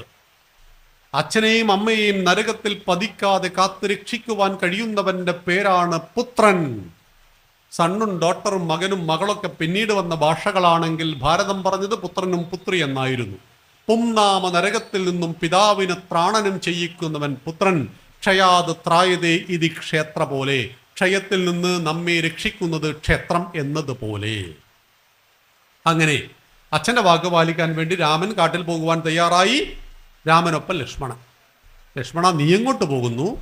ലക്ഷ്മണൻ പറയുന്നു, വന്യമൃഗങ്ങളും ഘോരമൃഗങ്ങളും കാട്ടിൽ എൻ്റെ ജ്യേഷ്ഠനെ കാവൽ കിടക്കാൻ മറ്റാരുണ്ട്? ഞാനുണ്ട്. ഈ സമയത്ത് സീതാദേവി കുറച്ച് ആഭരണമൊക്കെ ധരിച്ച് കാട്ടിലെ വസ്ത്രം ധരിച്ചു വരുമ്പോൾ രാമൻ പറയുന്നു, നീ എന്തിന് കാട്ടിൽ പോകുന്നു? ജാനകി, ജനക മഹാരാജാവിന്റെ പുത്രി, വായിൽ സ്വർണ്ണക്കരണ്ടിയുമായി ജനിച്ചവളെ, കാട്ടാറിലെ വെള്ളം കുണ്ടിച്ചും കൈകനികൾ ഭക്ഷിച്ചും ഗുഹയ്ക്കുള്ളിൽ കിടന്നുറങ്ങിയും 14 വർഷം പൂർത്തിയാക്കണം. നിന്നെ കൊണ്ട് പറ്റില്ല രാജകുമാരി, വരരുത്. ഈ സമയത്ത് സീത രാമന് കൊടുക്കുന്ന മറുപടിയാണ് എക്കാലത്തെയും ഭാര്യാഭർത്തൃബന്ധത്തിന്റെ ഉദാത്തമായ സന്ദേശം. എവിടെയാണോ എനിക്കെൻ്റെ രാമൻ, അതാണ് എനിക്കെൻ്റെ അയോധ്യ. എൻ്റെ രാമൻ നരകത്തിലാണെങ്കിൽ കൂടെ ഞാനുണ്ടാകും. അതുകൊണ്ടാണ് 90 വയസ്സുള്ള മുത്തശ്ശൻ്റെ അരികിൽ 85 വയസ്സുള്ള മുത്തശ്ശി കിടന്നുറങ്ങുന്നത് ഇവിടെയാണ്. ഒന്ന് വീണുപോയാൽ അറപ്പില്ലാതെ വെറുപ്പില്ലാതെ ശൗചാലയത്തിലേക്ക് വരുന്ന രണ്ട് സ്ത്രീകളെ ഭൂമിയിലുള്ളൂ എന്ന് പറയാറുണ്ട്. ഒന്ന് അമ്മയാണ്, ഒന്ന് ഭാര്യയാണ്. അഗ്നിസാക്ഷിയായി ആയിരക്കണക്കിന് അക്ഷികളെ സാക്ഷിയാക്കി ഒരു പുരുഷൻ സ്ത്രീയുടെ കഴുത്തിലേക്ക് താലി ചാർത്തിയാൽ കേവലം ഒരു മഞ്ഞച്ചരടല്ല ഭാരതത്തിനത്. ഒരായുഷ്കാലം മുഴുവൻ പരസ്പരം സ്നേഹത്തോടെ വിശ്വാസത്തോടെ നമുക്ക് ജീവിക്കാം എന്നുള്ളതിന് പുരുഷൻ സ്ത്രീക്ക് നൽകുന്ന വാഗ്ദാനമാണ് താലി. ഭാര്യാഭർത്തൃബന്ധത്തിന്റെ ഈ ഒരു പവിത്രത നമ്മെ ഓർമ്മപ്പെടുന്ന എക്കാലത്തെയും മഹത് ഗ്രന്ഥമാണ് രാമായണം എന്നറിയണം. അങ്ങനെ മൂവരും കാനനത്തെ ലക്ഷ്യമാക്കി നടന്നു പോകുന്നു. തുടർന്ന് ഭരതൻ നാട്ടിലേക്ക് വരുന്നു. അച്ഛൻ മരിച്ചതറിയുന്നു. അച്ഛൻ മരിച്ചതറിഞ്ഞപ്പോൾ എങ്ങനെ മരിച്ചു? രാമ രാമ വിളിച്ചു മരിച്ചു. അതിന് രാമൻ എവിടെ പോയി? കഥകളെല്ലാം അറിയുന്ന ഭരതൻ ഉടനെ ശത്രുഘ്നൻ മന്ദരയുടെ മുടിക്ക് കുത്തിപ്പിടിച്ച് വാളെടുത്ത് കഴുത്തിന് വെട്ടാനൊരുങ്ങുമ്പോൾ ഭരതൻ പറയുന്നു, അരുത് ശത്രുഘ്ന, ജ്യേഷ്ഠൻ അത് ഇഷ്ടപ്പെടില്ല എന്ന്. ഭരതന്റെ ധാർമ്മിക ബോധം പോലും രാമനിൽ അധിഷ്ഠിതമായിരുന്നു. ഒരമ്മയുടെ വയറ്റിലല്ല ഈ 4 മക്കൾ ജനിച്ചത്. ഒരച്ഛന് 3 അമ്മയിൽ ജനിച്ചിട്ടും ഈ മക്കൾ തമ്മിലുള്ള ആ ഗാഢമായ ബന്ധം, അതിൻ്റെ ആഴം ഭരതൻ ഓടിച്ചെല്ലുകയാണ്. കൗസല്യ മാതാവിൻ്റെ പാദങ്ങളിൽ വീണിട്ട് പറഞ്ഞു, എൻ്റെ അമ്മയുടെ വയറ്റിൽ ജനിച്ചുപോയി എന്നൊരു തെറ്റ് മാത്രമേ അമ്മയെ ഞാൻ ചെയ്തിട്ടുള്ളൂ. ഭാഷാപിതാവ് വളരെ മനോഹരമായിട്ട് അവതരിപ്പിക്കുന്നു, 100 ബ്രഹ്മഹത്യാ പാപം എനിക്ക് വന്നുകൊള്ളട്ടെ, ഞാനതറിയില്ല അമ്മേ, ഞാനിതറിഞ്ഞിട്ടില്ല. ഭരതനെ ചേർത്ത് പിടിച്ച് മാറോട് ചേർത്ത് പിടിച്ചുകൊണ്ട് കൗസല്യാദേവി പറയുന്നു, ഭരത, എനിക്ക് നിന്നെ അറിയില്ലേ? നീ അറിയില്ലെന്ന് എനിക്കറിയാം. ഭരതൻ ആജ്ഞാപിക്കുന്നു, സൈന്യം തയ്യാറാവൂ, കാട്ടിൽ പോയിട്ട് ജ്യേഷ്ഠനെ കൂട്ടിക്കൊണ്ടുവരണം.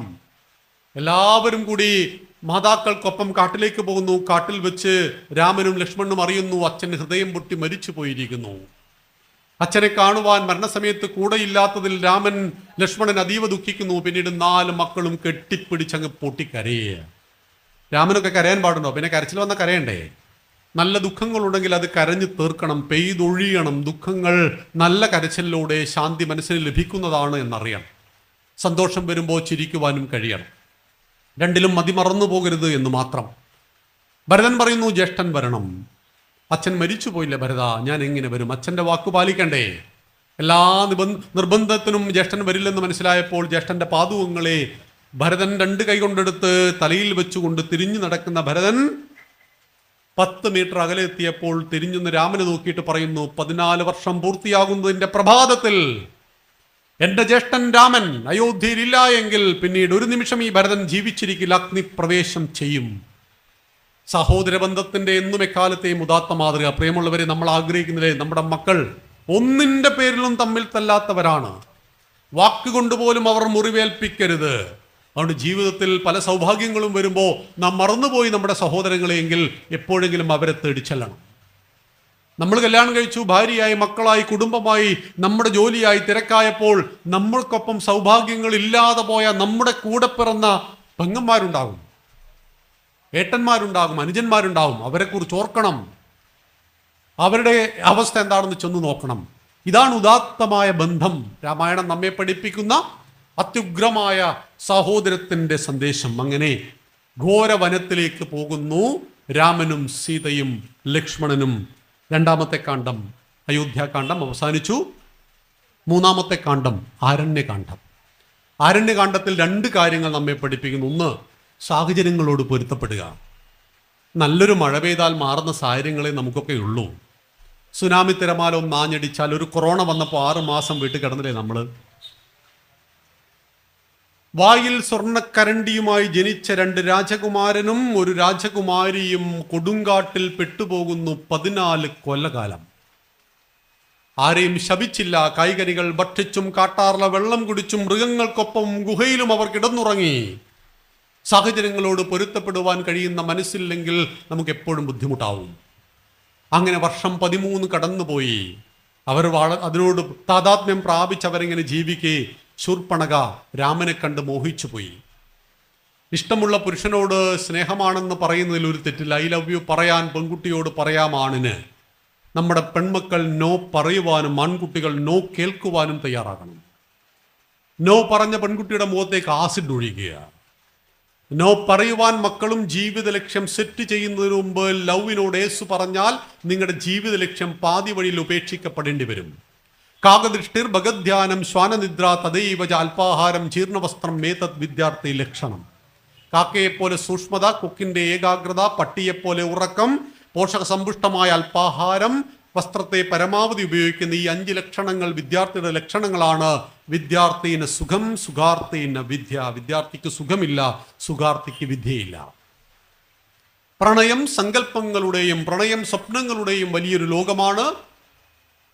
വിദ്യാഭ്യാസ സമയത്തിനിടയിൽ പ്രണയം വന്നുപെട്ടാൽ വിദ്യാർത്ഥി വിദ്യാഭ്യാസത്തെ ലക്ഷ്യം ഉപേക്ഷിക്കും. അതൊരു 5 മണിക്കൂർ വിഷയമായതുകൊണ്ട് നമുക്ക് പിന്നീട് ചിന്തിക്കാം.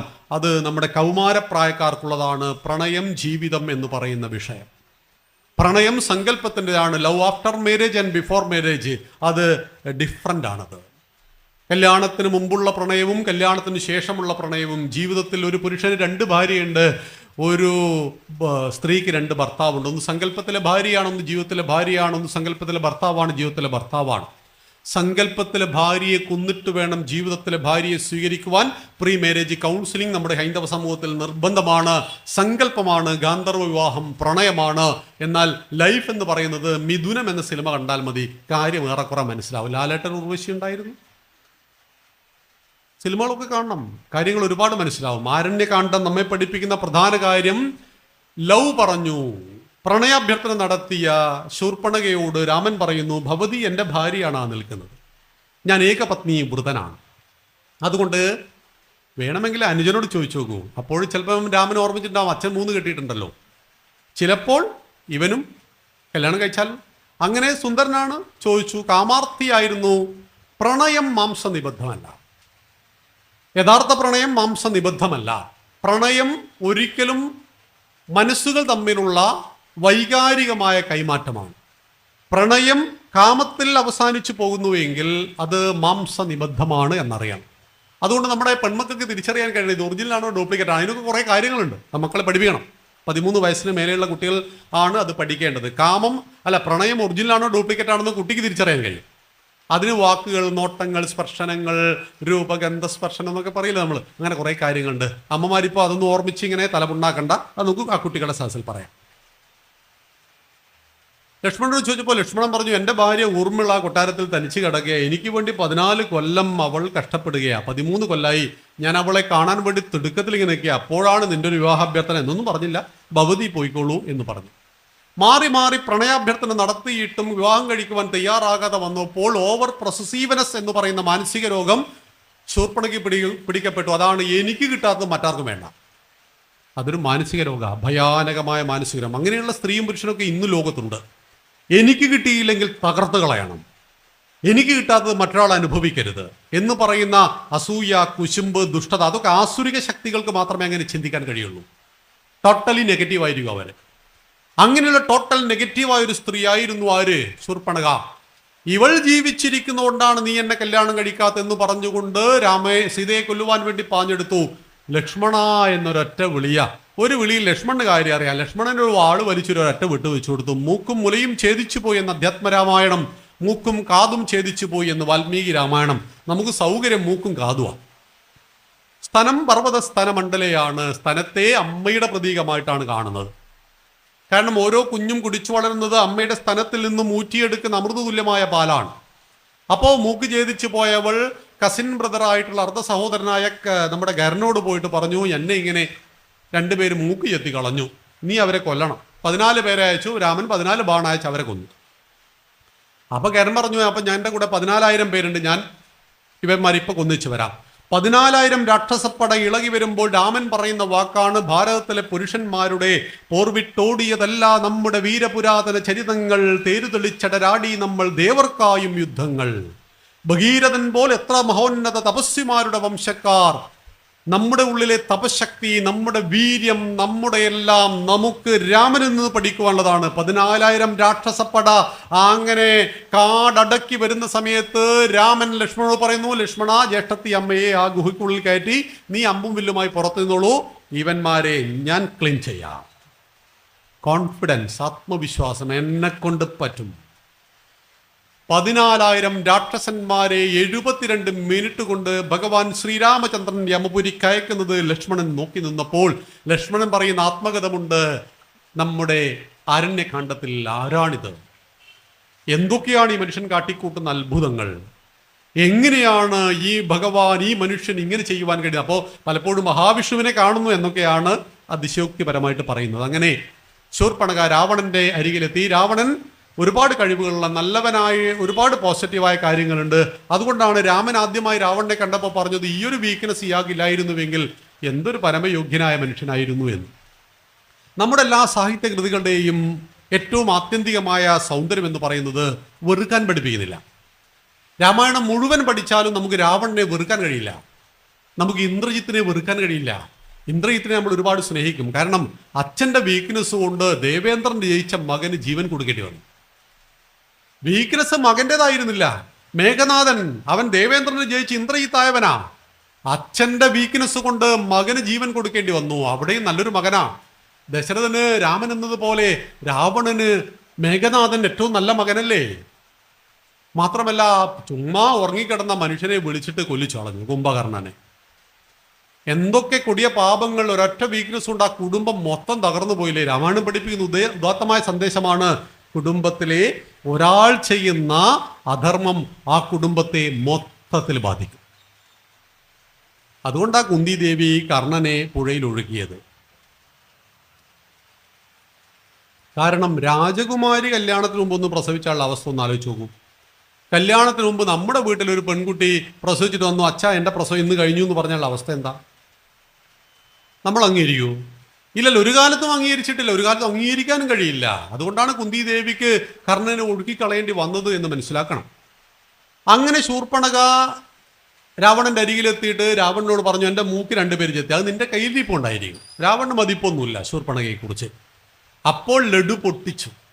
രാവണന്റെ വീക്ക്നെസ് കയറി പിടിച്ചു. അപ്പം നമുക്ക് എന്തെങ്കിലും ഒരു വീക്ക്നെസ് ഉണ്ടെങ്കിൽ ചില ആളുകളാകുമ്പോൾ കയറി പിടിക്കും. ഒരു ബാങ്കിൽ നിന്ന് തൊട്ടടുത്ത ഞങ്ങളുടെ പ്രദേശത്ത് ഒരു ബാങ്കിൽ നിന്ന് 40 ലക്ഷം രൂപ മാനേജർ ഒപ്പിട്ട് കൊടുത്തു. അർഹമല്ലാത്തത്. മാനേജറുടെ പണി പോയി. മാനേജറുടെ വീക്ക്നെസ് ഇതായിരുന്നു. നമ്മുടെ ബീവറേജ് ഒരു ഫുൾ ബോട്ടിൽ കൊണ്ട് 40 ലക്ഷം സംഘടിപ്പിച്ചെടുത്തു ഇയാൾ. അങ്ങനെ വീക്ക്നെസ് കയറി പിടിച്ചു. ഞാൻ ഒരു ഭൂലോകരംഭയെ കണ്ടു കാനനത്തിൽ. ദേവസ്ത്രീകൾ മുഴുവൻ തോറ്റുപോകുന്ന സൗന്ദര്യധാമത്തെ ജ്യേഷ്ഠന്റെ കൊട്ടാരത്തിൽ വേണ്ടവളങ്ങനെ കാട്ടിൽ കിടന്ന് കഷ്ടപ്പെടാൻ പാടുണ്ടോ എന്ന് പറഞ്ഞപ്പോൾ അവളെ കൊണ്ടുവരുവാനുള്ള പരിശ്രമത്തിനിടയിലാണ് മൂക്കുപോയത്, ലഡു പൊട്ടി. ഇവളെ ഒന്ന് കാണണമെന്നായി. സീതയെ കണ്ടു. മഹാലക്ഷ്മിയല്ലേ വന്നത്, സൗന്ദര്യധാമമാണ്. കണ്ട പെങ്ങൾ പറഞ്ഞത് അല്പം കുറഞ്ഞു പോയോ എന്ന സംശയമേ രാവണനുണ്ടായിരുന്നുള്ളൂ. അങ്ങനെ മാരീചനോട് പറഞ്ഞു, ഇവളെ സ്വന്തമാക്കണം, നീ മാനാകണം. മാരീചൻ പറഞ്ഞു, പണ്ട് അമ്പയേറ്റ് തന്നെ, ഇപ്പോൾ മുറിവ് ഉണങ്ങിയിട്ടില്ല, പിന്നെ എൻ്റെ മരണം ഉറപ്പായിരിക്കും. മാത്രമല്ല രാമോ വിഗ്രഹവാൻ ധർമ്മ, ഇത് ധർമ്മത്തിൻ്റെ പ്രതീകമാണ്. രാവണ, നീ മാത്രമല്ല നിന്റെ വംശം തന്നെ മുടിഞ്ഞു പോകും. അതുകൊണ്ട് അയാളുടെ ഭാര്യയെ ആഗ്രഹിക്കല്ലേ എന്ന് മര്യാദയ്ക്ക് മാരീച്ചൻ പറഞ്ഞു കൊടുത്തു. ചന്ദ്രഹാസം വലിച്ചൂരി, നിന്നെ ഞാൻ ഇപ്പോൾ കൊല്ലും എന്ന് പറഞ്ഞു. അപ്പം മരണം ഉറപ്പിച്ചു. രാമന്റെ കൈകൊണ്ട് മരിക്കണമോ രാവണന്റെ കൈകൊണ്ട് മരിക്കണമോ? 2 അവസരങ്ങളുണ്ട്, ഏത് തിരഞ്ഞെടുക്കണം? മാരീചൻ പറഞ്ഞു, ഈ ദുഷ്ടന്റെ കൈകൊണ്ട് മരിക്കുന്നതിൽ നല്ലതല്ലേ ആ ഭഗവാന്റെ കൈകൊണ്ട് മരിക്കുന്നത്. അതുകൊണ്ട് പെട്ടി ഓട്ടോറിക്ഷ തട്ടി മരിക്കണമോ ബെൻസ് കാർ തട്ടി മരിക്കണമോ എന്ന് ചോദിച്ചപ്പോൾ രാമന്റെ കൈകൊണ്ട് മരിക്കാം എന്ന് തീരുമാനിച്ചു. മാനായി വന്നു. ആ കഥയൊക്കെ അറിയാലോ. സീതയെ അകറ്റിക്കൊണ്ടുപോയി. രാമന്റെ ബാണമേറ്റ് അവൻ മരിച്ചു. ഈ സമയത്തൊരു മിമിക്രിക്കാരൻ കൂടിയായിരുന്നു. സീതയെ ലക്ഷ്മണനെ രക്ഷിക്കൂ എന്ന് വിളിച്ചു പറയുന്നു. സീതയുടെ മനസ്സ് ചപലയാകുന്നു, ചാപല്യം ഉണ്ടാകുന്നു. മാനെ കണ്ടപ്പോൾ ഒരു ചാപല്യം, ഇതിനെ പിടിക്കണം. ലക്ഷ്മണൻ മര്യാദയ്ക്ക് പറഞ്ഞിട്ടുണ്ട്, മുമ്പ് കണ്ടിട്ടില്ലല്ലോ. നമ്മുടെ സുൽപ്പയിടം പറയാം, ലക്ഷ്മൺ ഇത് ആദ്യം അറിയായിരുന്നു. നോക്കണേ, ലക്ഷ്മണൻ ഊഹം പറയുകയാണ്, ഈ മാനുകൾക്കിടയിൽ വെട്ടിത്തിളങ്ങുന്ന സ്വർണ്ണമാനെ മുമ്പ് കണ്ടില്ല എന്ന് അധ്യാത്മരാമായണം പറയുന്നുണ്ട്. പക്ഷെ സീത ഇതൊന്നും കേൾക്കാൻ കൂട്ടാകുന്നില്ല. ഭർത്താവിനോട് പണങ്ങി, എനിക്കിത് കിട്ടിയേ മതിയാവുന്നുള്ളൂ, അല്ലെങ്കിൽ ഞാൻ നിങ്ങളോട് മിണ്ടില്ല എന്നൊക്കെ പറഞ്ഞ് നമ്മുടെ സാധാരണഗതിയിലുള്ള പിണക്കങ്ങളൊക്കെ രാമന്റെയും ജീവിതത്തിൽ ഉണ്ടായിട്ടുണ്ട്. ജീവിതത്തിൽ പിണക്കങ്ങൾ ഉണ്ടാവണ്ടേ? പിന്നെ ജീവിതത്തിൽ എന്ത് സന്തോഷമുള്ളത്? പിണക്കങ്ങളും ഇണക്കങ്ങളും മാറി മാറി ഉണ്ടാവണം. പക്ഷേ നമ്മൾ പറയാറുണ്ട്, മക്കൾക്ക് അച്ഛനമ്മമാർ കൊടുക്കുന്ന ഏറ്റവും വലിയ സമ്മാനം എന്താ? അവര് സ്നേഹത്തിൽ ജീവിക്കുന്നത് മക്കൾ കണ്ടു വളരുന്നതാണ് ഏറ്റവും വലിയ സമ്മാനം.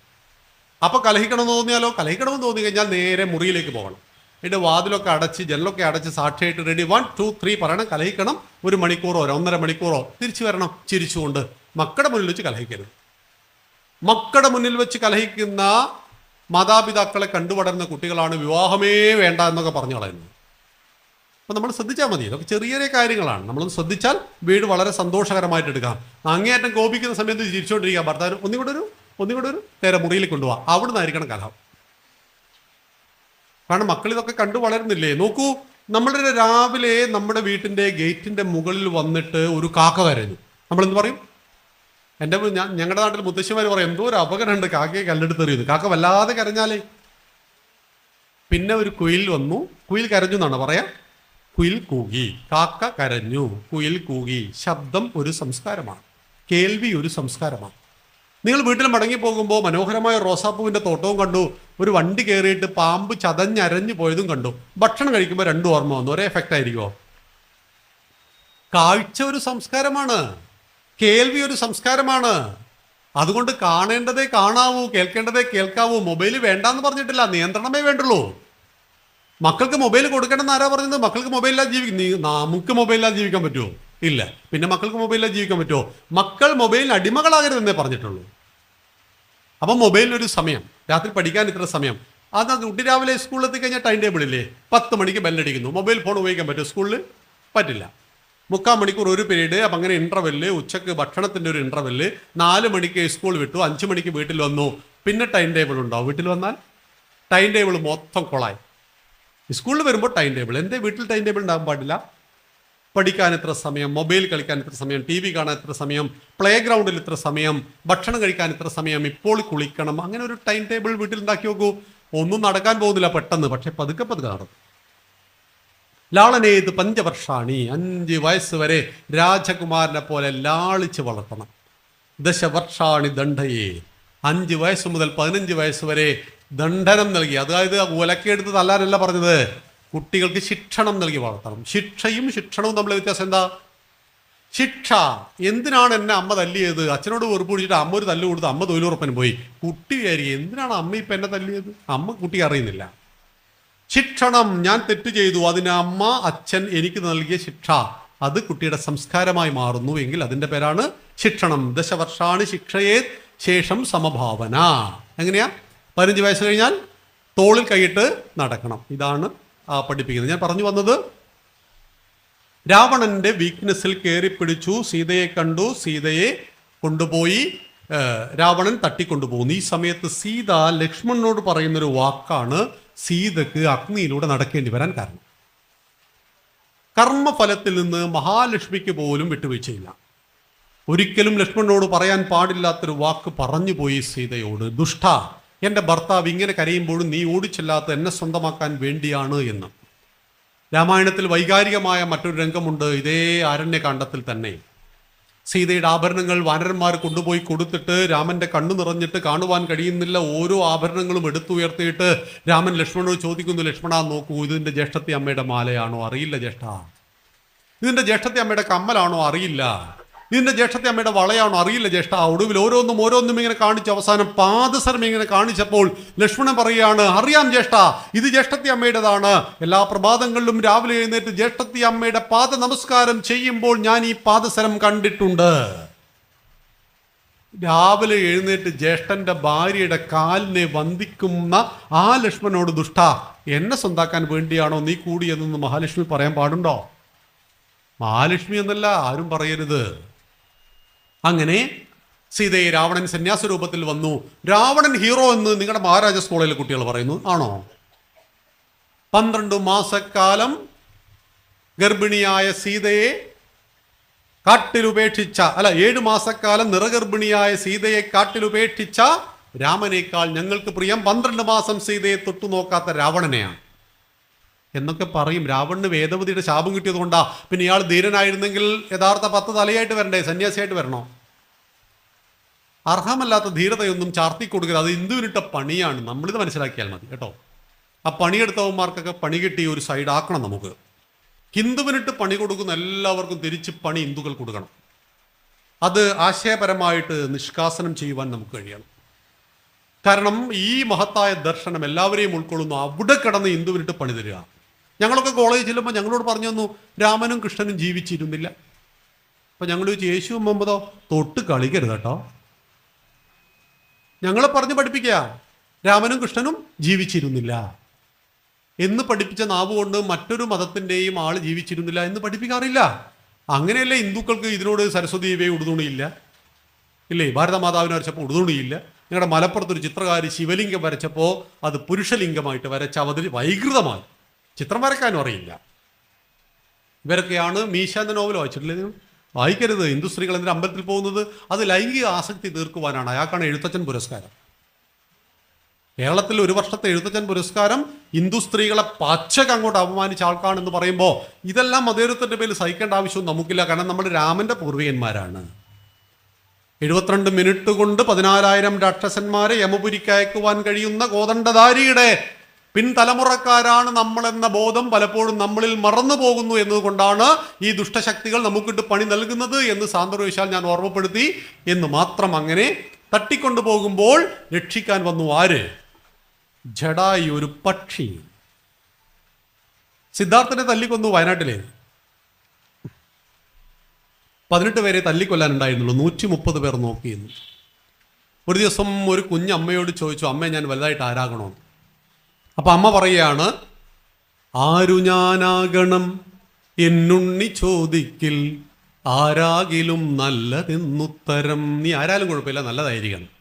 ഉച്ചയ്ക്കു തീവയിൽ കൊള്ളുന്ന പൂവിനെ തൊട്ടു തലോടും തണുപ്പാവുക, ഇറ്റുവെള്ളത്തിനായി കേഴുന്ന ജീവന്റെ നാക്കിലേക്കിട്ടുന്ന നീരാവുക, മഴയത്തു പുസ്തകം നനയാതെ കാക്കുവാൻ ഉഴലുന്ന കുഞ്ഞിനു കുടയാവുക, അന്തിക്കു കൂടണഞ്ഞിടുവാൻ മണ്ടുന്ന പെണ്ണിന്റെ കൂടെ പിറപ്പാവുക.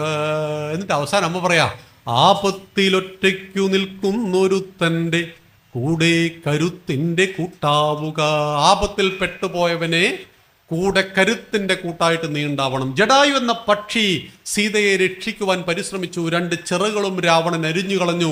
രാമന്റെ മടിയിൽ തലവെച്ച് ജഡായു വിവരങ്ങൾ പറഞ്ഞുകൊണ്ട് മരിച്ചു വീഴുമ്പോൾ രാമായണം നമുക്ക് നൽകുന്ന സന്ദേശം, കടമകളെ നിർവഹിക്കുന്ന പക്ഷി പോലും, ഒരു പക്ഷി പോലും അതിൻ്റെ കടമകളെ എത്ര വൃത്തിയായി ഭംഗിയായി നിർവഹിക്കുന്നു എന്ന് നാം പഠിക്കണം. അങ്ങനെ സീതാദേവിയെ കടത്തി ലങ്കയിലേക്ക് കൊണ്ടുപോകുന്നതോടുകൂടി ആരണ്യകാണ്ഡം അവസാനിച്ചു. കിഷ്കിന്ധാകാണ്ഡത്തിൽ വരുമ്പോൾ ഹനുമാൻ, ബാലി, സുഗ്രീവൻ 3 പേരെ പരിചയപ്പെടണം. അതിൽ 2 പേരെ പരിചയപ്പെടുമ്പോൾ എങ്ങനെയാണോ കുട്ടികൾ ജനിക്കാൻ പാടില്ലാത്തത് അങ്ങനെ ജനിക്കപ്പെട്ട 2 മക്കൾ. ഒരു ദിവസം ദേവേന്ദ്രൻ സ്വർഗലോകത്തിൽ ഒരു നാടകം നടത്തി. നാടകശാലയിലേക്ക് സ്ത്രീകൾക്ക് മാത്രമേ പ്രവേശനമുള്ളൂ, സുന്ദരികളായ സ്ത്രീകൾക്ക് മാത്രം. ദേവേന്ദ്രന്റെ ആ നാടകശാലയിലേക്ക് ക്ഷണിക്കാതെ ഒരാൾ വന്നു. സൂര്യന്റെ തേരാളി അരുണൻ. അരുണനെ കടത്തിവിട്ടില്ല, ഓടിച്ചു. അരുണൻ ഇങ്ങനെ കിളിവാതിലൂടെ ഒക്കെ നോക്കി ഒന്നും കാണാൻ കഴിയുന്നില്ല. അങ്ങനെ അരുണൻ അതിസുന്ദരിയായ അപ്സരസായി മാറി. ഈ അപ്സരസിനെ കണ്ടപ്പോൾ ബാക്കി എല്ലാ സ്ത്രീകളെയും പുറത്താക്കിയിട്ട് ഇവളെ അകത്തേക്ക് കയറ്റി. അതിലുണ്ടായ കുട്ടിയാണ് ബാലി. അന്ന് 10 മിനിറ്റ് സൂര്യൻ ലേറ്റായി ഉദിക്കാൻ. സൂര്യൻ ചോദിച്ചു, നീ എവിടെ പോയി? അപ്പൊ കാര്യങ്ങളൊക്കെ പറഞ്ഞു. എങ്കിലും ആ രൂപം എനിക്കൊന്ന് കാണണമല്ലോ. അങ്ങനെ വീണ്ടും ആ രൂപം വരഞ്ഞപ്പോൾ അതിലുണ്ടായ കുട്ടിയാണ് സുഗ്രീവൻ. ഇങ്ങനെ കുട്ടികൾ ഉണ്ടാവരുത്. ഗർഭാധാനം മുതൽ അന്ത്യേഷ്ടി വരെ ഹിന്ദു അറിയേണ്ട 16 കാര്യങ്ങൾ. 1-ാമത്തേത് ഗർഭാധാനം, 16-ാമത്തേത് അന്ത്യേഷ്ടി. ഒരു കുട്ടി എങ്ങനെ ജനിക്കണം, എപ്പോൾ ജനിക്കണം, ഗർഭാവസ്ഥയിൽ ചെയ്യേണ്ട കാര്യങ്ങൾ, എങ്ങനെ സുഖപ്രസവം, എന്തൊക്കെയാണ് ജാതകർമ്മം, എന്തൊക്കെയാണ് സീമന്തോന്നയനം, അങ്ങനെ എപ്പോഴാണ് മുടി മുറിക്കേണ്ടത്, എപ്പോഴാണ് വിദ്യാരംഭം, എപ്പോഴാണ് കല്യാണം, എപ്പോഴാണ് വാനപ്രസ്ഥം, എങ്ങനെയാണ് മരിക്കേണ്ടത് എന്ന് വരെ പറഞ്ഞിട്ട് മരിച്ചാൽ ചെയ്യേണ്ട കർമ്മത്തിന്റെ പേരാണ് അന്ത്യേഷ്ടി കർമ്മം. 16 മണിക്കൂർ സംസാരിക്കേണ്ട ഒരു വിഷയമാണ്. നമുക്കത് പഠിക്കണം. പഠിച്ചവരായിരിക്കും നിങ്ങളുടെ കൂട്ടത്തിൽ മിക്ക ആളുകളും. അപ്പൊ ഞാൻ പറഞ്ഞു വന്നത്, അങ്ങനെ കുട്ടികൾ ജനിച്ചു ഗർഭാധാന സംസ്കാരത്തിന് വിരുദ്ധമായിട്ട്. അതാണ് ബാലിയും. പക്ഷെ അതിലൊരു ഗംഭീരമായൊരു മോനെ പരിചയപ്പെട്ടു. അതാണ് ഹനുമാൻ. ഹനുമാൻ ആര് എന്ന് നമ്മെ പഠിപ്പിക്കുന്ന കാണ്ഡം കിഷ്കിന്ധാകാണ്ഡം അവസാനിച്ചു. ബാലിയെ രാമൻ കൊന്നപ്പോൾ ബാലിയുടെ ഹൃദയത്തിൽ തറച്ച അമ്പുമായിട്ട് ബാലി തിരിഞ്ഞു നോക്കുമ്പോൾ രാമൻ. അപ്പോൾ രാമനോട് ബാലി ചോദിച്ചു, നിങ്ങളിത് ചെയ്യാൻ പാടുണ്ടോ? ധർമ്മത്തിന്റെ വിഗ്രഹമായ നിങ്ങൾ. ചോദ്യങ്ങൾ പുതിയതല്ല, ചോദ്യങ്ങൾ പഴയതാണ്. രാമായണത്തിൽ ബാലി രാമന്റെ മുഖത്ത് നോക്കി ചോദിക്കുന്നു, ധർമ്മത്തിന്റെ പ്രതീകമെന്ന് വാഴ്ത്തപ്പെടുന്ന രാമ, നിങ്ങളിത് ചെയ്യാൻ പാടുണ്ടോ? ബാലിയുടെ തലയെടുത്ത് മടിയിൽ വെച്ച് തഴുകി തലോടിക്കൊണ്ട് രാമൻ പറയുന്നു, ഞാൻ നിന്നെ കൊന്നത് എന്തിനാണെന്ന് ബാലി ബോധ്യപ്പെടുത്താം. നീ നിന്റെ അനുജനെ സംശയത്തിന്റെ പേരിൽ ആട്ടി ഓടിച്ചതുകൊണ്ടോ അനുജനെ തല്ലിയത് കൊണ്ടോ അല്ല, മറിച്ച് നീ നിന്റെ അനുജന്റെ ഭാര്യയെ ബലാത്കാരേണ വിവാഹം ചെയ്തു. ഒരു സ്ത്രീയുടെ സമ്മതമില്ലാതെ അവരുടെ ശരീരത്തിൽ സ്പർശിച്ചു. ഇന്നും സ്ത്രീയുടെ സമ്മതമില്ലാതെ ശരീരത്തിൽ സ്പർശിക്കുന്നത് ക്രൈമാണ്. പഴശ്ശിരാജാവിന്റെ കാലത്ത് അങ്ങനെ ചെയ്താൽ തലവെട്ടലായിരുന്നു. അനുജന്റെ ഭാര്യയെ ബലാത്കാരേണ സ്വന്തമാക്കിയ നീ അവളുടെ സമ്മതമില്ലാതെ രുക്മയെ പ്രാപിച്ചതുകൊണ്ട് നീ മരണാർഹനാണ്. എന്നിട്ട് ബാലിയുടെ ഭാര്യയെ സുഗ്രീവനല്ലേ കഴിച്ചൂലേ താര പൂർണ്ണ സമ്മതത്തോടു കൂടി. പിന്നെ വാനരകുലത്തിൽ അങ്ങനെ ആവാം, മനുഷ്യകുലത്തിലാണ് ജ്യേഷ്ഠത്തി അമ്മ എന്ന സങ്കല്പമുള്ളത്. അതുകൊണ്ട് നമ്മൾ സുഗ്രീവനും ബാലിക്കും വേണ്ടി അമ്പലങ്ങൾ ഉണ്ടാക്കിയിട്ടുണ്ട്. എവിടെയെങ്കിലും ഉണ്ടോയെന്ന് എനിക്കറിയില്ല. പക്ഷെ ഹനുമാന് വേണ്ടി ലോകം മുഴുവൻ നമ്മൾ അമ്പലങ്ങൾ ഉണ്ടാക്കി. രാമന്റെ ശിഷ്യൻ ഒരു സംശയം അങ്ങോട്ട് ചോദിച്ചില്ല. ഗുരു എന്തു പറഞ്ഞു അത് കണ്ണടച്ച് വിശ്വസിച്ചു. ഗുരുവിൽ പരിപൂർണ വിശ്വാസം. അർജുനന് വിശ്വരൂപം വരെ കാണിച്ചു കൊടുത്തു. 11-ാമത്തെ അധ്യായം വിശ്വരൂപ ദർശന യോഗ ഗീതയിൽ. എന്നിട്ടും അർജുനന്റെ സംശയം മാറിയില്ല. വീണ്ടും സംശയം. ഒടുവിൽ 18-ാമത്തെ അധ്യായപ്പോൾ ഭഗവാൻ ഒരു മെരുക്കി എടുത്തു, ആയുധമൊക്കെ എടുത്തു, എല്ലാവരെയും കൊന്നു. പക്ഷെ അഭിമന്യു മരിച്ചപ്പോൾ ഈ ഭഗവത്ഗീത അർജുന ഉപകരിച്ചില്ല. ഒരൊറ്റ സത്യപ്രതിജ്ഞ, ഇന്ന് വൈകുന്നേരം ജയദ്രഥനെ കൊല്ലാൻ കഴിഞ്ഞില്ലെങ്കിൽ സൂര്യാസ്തമത്തിന് മുമ്പ് ഞാൻ തീയിൽ ചാടി മരിക്കും. ഭഗവാൻ ചോദിക്കുന്നു, ആരോട് ചോദിച്ചു മോനെ നീ ഇത്? അപ്പുറത്തുള്ളത് നിന്നെ സകല വിദ്യകളും പഠിപ്പിച്ചത് എൻ്റെ ഗുരുനാഥനാണ്. പത്മവ്യൂഹം ഉണ്ടാക്കി അതിൻ്റെ നടുക്ക് കൊണ്ടുപോയി വെച്ചാൽ എങ്ങനെ ജയദ്രഥനെ കണ്ടെത്തും? സംഭവിച്ചു തന്നെ.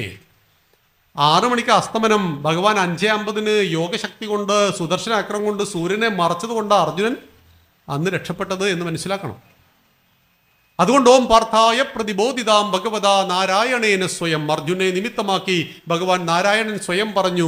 വ്യാസേന ഗ്രഥിതാം പുരാണമുനിനാം. പുരാണമുനിയായ വ്യാസനാൽ അത് വിസ്തരിച്ചെഴുതപ്പെട്ടു. മധ്യേ മഹാഭാരതം. മഹാഭാരതത്തിന്റെ മധ്യത്തിൽ പ്രതിഷ്ഠിക്കപ്പെട്ടു എന്ന് ഗീതയുടെ ഗീതാധ്യാനത്തിൽ ആദ്യം പറയുന്നുമുണ്ട്. ഞാൻ പറഞ്ഞു വന്നത് ഈ ബാലിയുടെ നിഗ്രഹത്തിന് ബാലിക്ക് തന്നെ മറുപടി കൊടുത്തു. കിഷ്കിന്ധാകാന്ഡം അവസാനിച്ച് സുന്ദരകാന്ഡം വരുമ്പോൾ രാമായണത്തിലെ സുന്ദരനാര ഹനുമാൻ. രാമനുമല്ല, ലക്ഷ്മണനോ ഭരതനോ ശത്രുഘ്നോ ഒന്നുമല്ല. രാമായണത്തിലെ സുന്ദരൻ വാനരനായ ഹനുമാനാണ്. എന്തൊരു സൗന്ദര്യം! എന്തെങ്കിലും ഒരു ആരോപണം ഹനുമാനെ കുറിച്ച് പറയാൻ വേണ്ടേ? രാമനെ കുറിച്ച് പോലും എന്തൊക്കെ ആരോപണങ്ങൾ ഇപ്പോഴും ആളുകൾ ഉന്നയിക്കുന്നു. കൃഷ്ണനെ കുറിച്ച് എന്തൊക്കെ ആരോപണങ്ങൾ ഉന്നയിക്കുന്നു. ഒന്നിലും സത്യമില്ലെങ്കിൽ കൂടി. പക്ഷെ ഹനുമാനെ കുറിച്ച് വിമർശകനോ പോലും എന്തില്ല, ഒരാരോപണം ഉന്നയിക്കാനില്ല. തൻ്റെ ദൂതുമായിട്ട് ചെല്ലുന്നു. ഈ സമയത്ത് വാനരന്മാരുടെ ഒരു സമ്മേളനം വിളിച്ചു കൂട്ടിയിട്ട് പറയുന്നു, 100 യോജന സാഗരം ചാടിക്കടക്കണം. എത്ര യോജന നീ ചാടും? അവൻ പറഞ്ഞു 30, മറ്റവൻ പറഞ്ഞു 50. ഇതെൻ്റെ പേരാണ് യൂസ്ലെസ് ടോക്ക്. മര്യാദയ്ക്ക് ജാമ്പവൻ പറഞ്ഞിട്ടുണ്ട് 100 യോജനയാണ് സാഗരം. അപ്പം 50 യോജന ചാടിയോണ്ട് കാര്യമുണ്ടോ? നടുക്കടലിൽ ചാടിയിട്ട് അവൻ വെള്ളം കുടിച്ച് ചത്തുപോലെ ഉപ്പ് വെള്ളം കുടിച്ചിട്ട്. ഒരാൾ പറഞ്ഞു ഞാൻ അങ്ങോട്ട് ചാടും. പിന്നെ ഇങ്ങോട്ട് ആര് ചാടും? ഈ സമയത്ത് ഒരാൾ മിണ്ടാതിരിക്കുന്നു. അയാൾ കരികിലേക്ക് ചെന്നിട്ട് അവൻ്റെ തോളിൽ കൈവച്ചിട്ട് അവനെ വിളിച്ചു, ആഞ്ജനേയ. തിരിഞ്ഞു നോക്കിയിട്ട് പറഞ്ഞു, എൻ്റെ പേര് ആഞ്ജനേയൻ എന്നല്ല, എൻ്റെ പേര് ഹനുമാൻ എന്നാണ്. അതെ, ഹനുമാൻ നീ എങ്ങനെയായി ആഞ്ജനേയൻ? ഞാൻ പറയാം.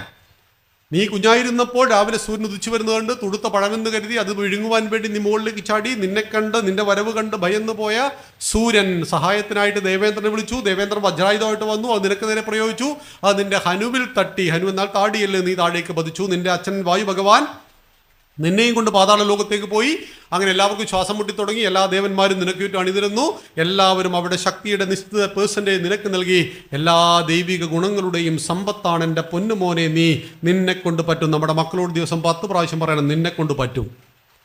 50-ൽ 49 മാർക്കുമായി വീട്ടിലേക്ക് വന്നു. ഈ അമ്മമാരല്ല, വേറൊരു അമ്മ ചോദിച്ചു, ഒന്നെവിടെ? 50-ൽ 49 ഉണ്ടായിരുന്നു. കാണാതെ പോയ ഒന്നിനെ കുറിച്ചാണ് ടെൻഷൻ. കിട്ടിയ 49-നെ കുറിച്ചായിരുന്നില്ല. രാവിലെ 6 മണിക്ക് കുട്ടി എഴുന്നേൽക്കണമെന്ന് അമ്മ ആഗ്രഹിച്ചു. 6 മണിക്ക് വിളിച്ചു, എഴുന്നേറ്റില്ല. 6:15 അടുക്കളയിൽ പോയി വന്നു നോക്കുമ്പോൾ ഇവൻ എസ് എന്ന് പറഞ്ഞ പോലെ കിടന്നുറങ്ങിയാണ്, എഴുന്നേറ്റില്ല. അങ്ങനെ വീണ്ടും വിളിച്ചിട്ടും കുട്ടി എഴുന്നേൽക്കുന്നില്ലെങ്കിൽ ഞങ്ങളുടെ നാട്ടിലൊരു മൃഗത്തിൻ്റെ പേര് കൂട്ടി വിളിക്കും. ഇവിടെ ഏതാ മൃഗം? പോത്ത്. ഞങ്ങളുടെ നാട്ടിലും പോത്ത് തന്നെയാണ്. പോത്ത് പോലെ കിടന്നുറങ്ങാതെ എണീറ്റ് പോടാ എന്ന് പറഞ്ഞാൽ ഇവർ എണീക്കുകയും ചെയ്യും. പക്ഷെ അവൻ ആരായി തീരും? പോത്തായി തീരും. കാരണം 3 അവസ്ഥയിലൂടെ കടന്നു പോകുന്നു. ജാഗ്രത, സ്വപ്നം, സുഷുപ്തി.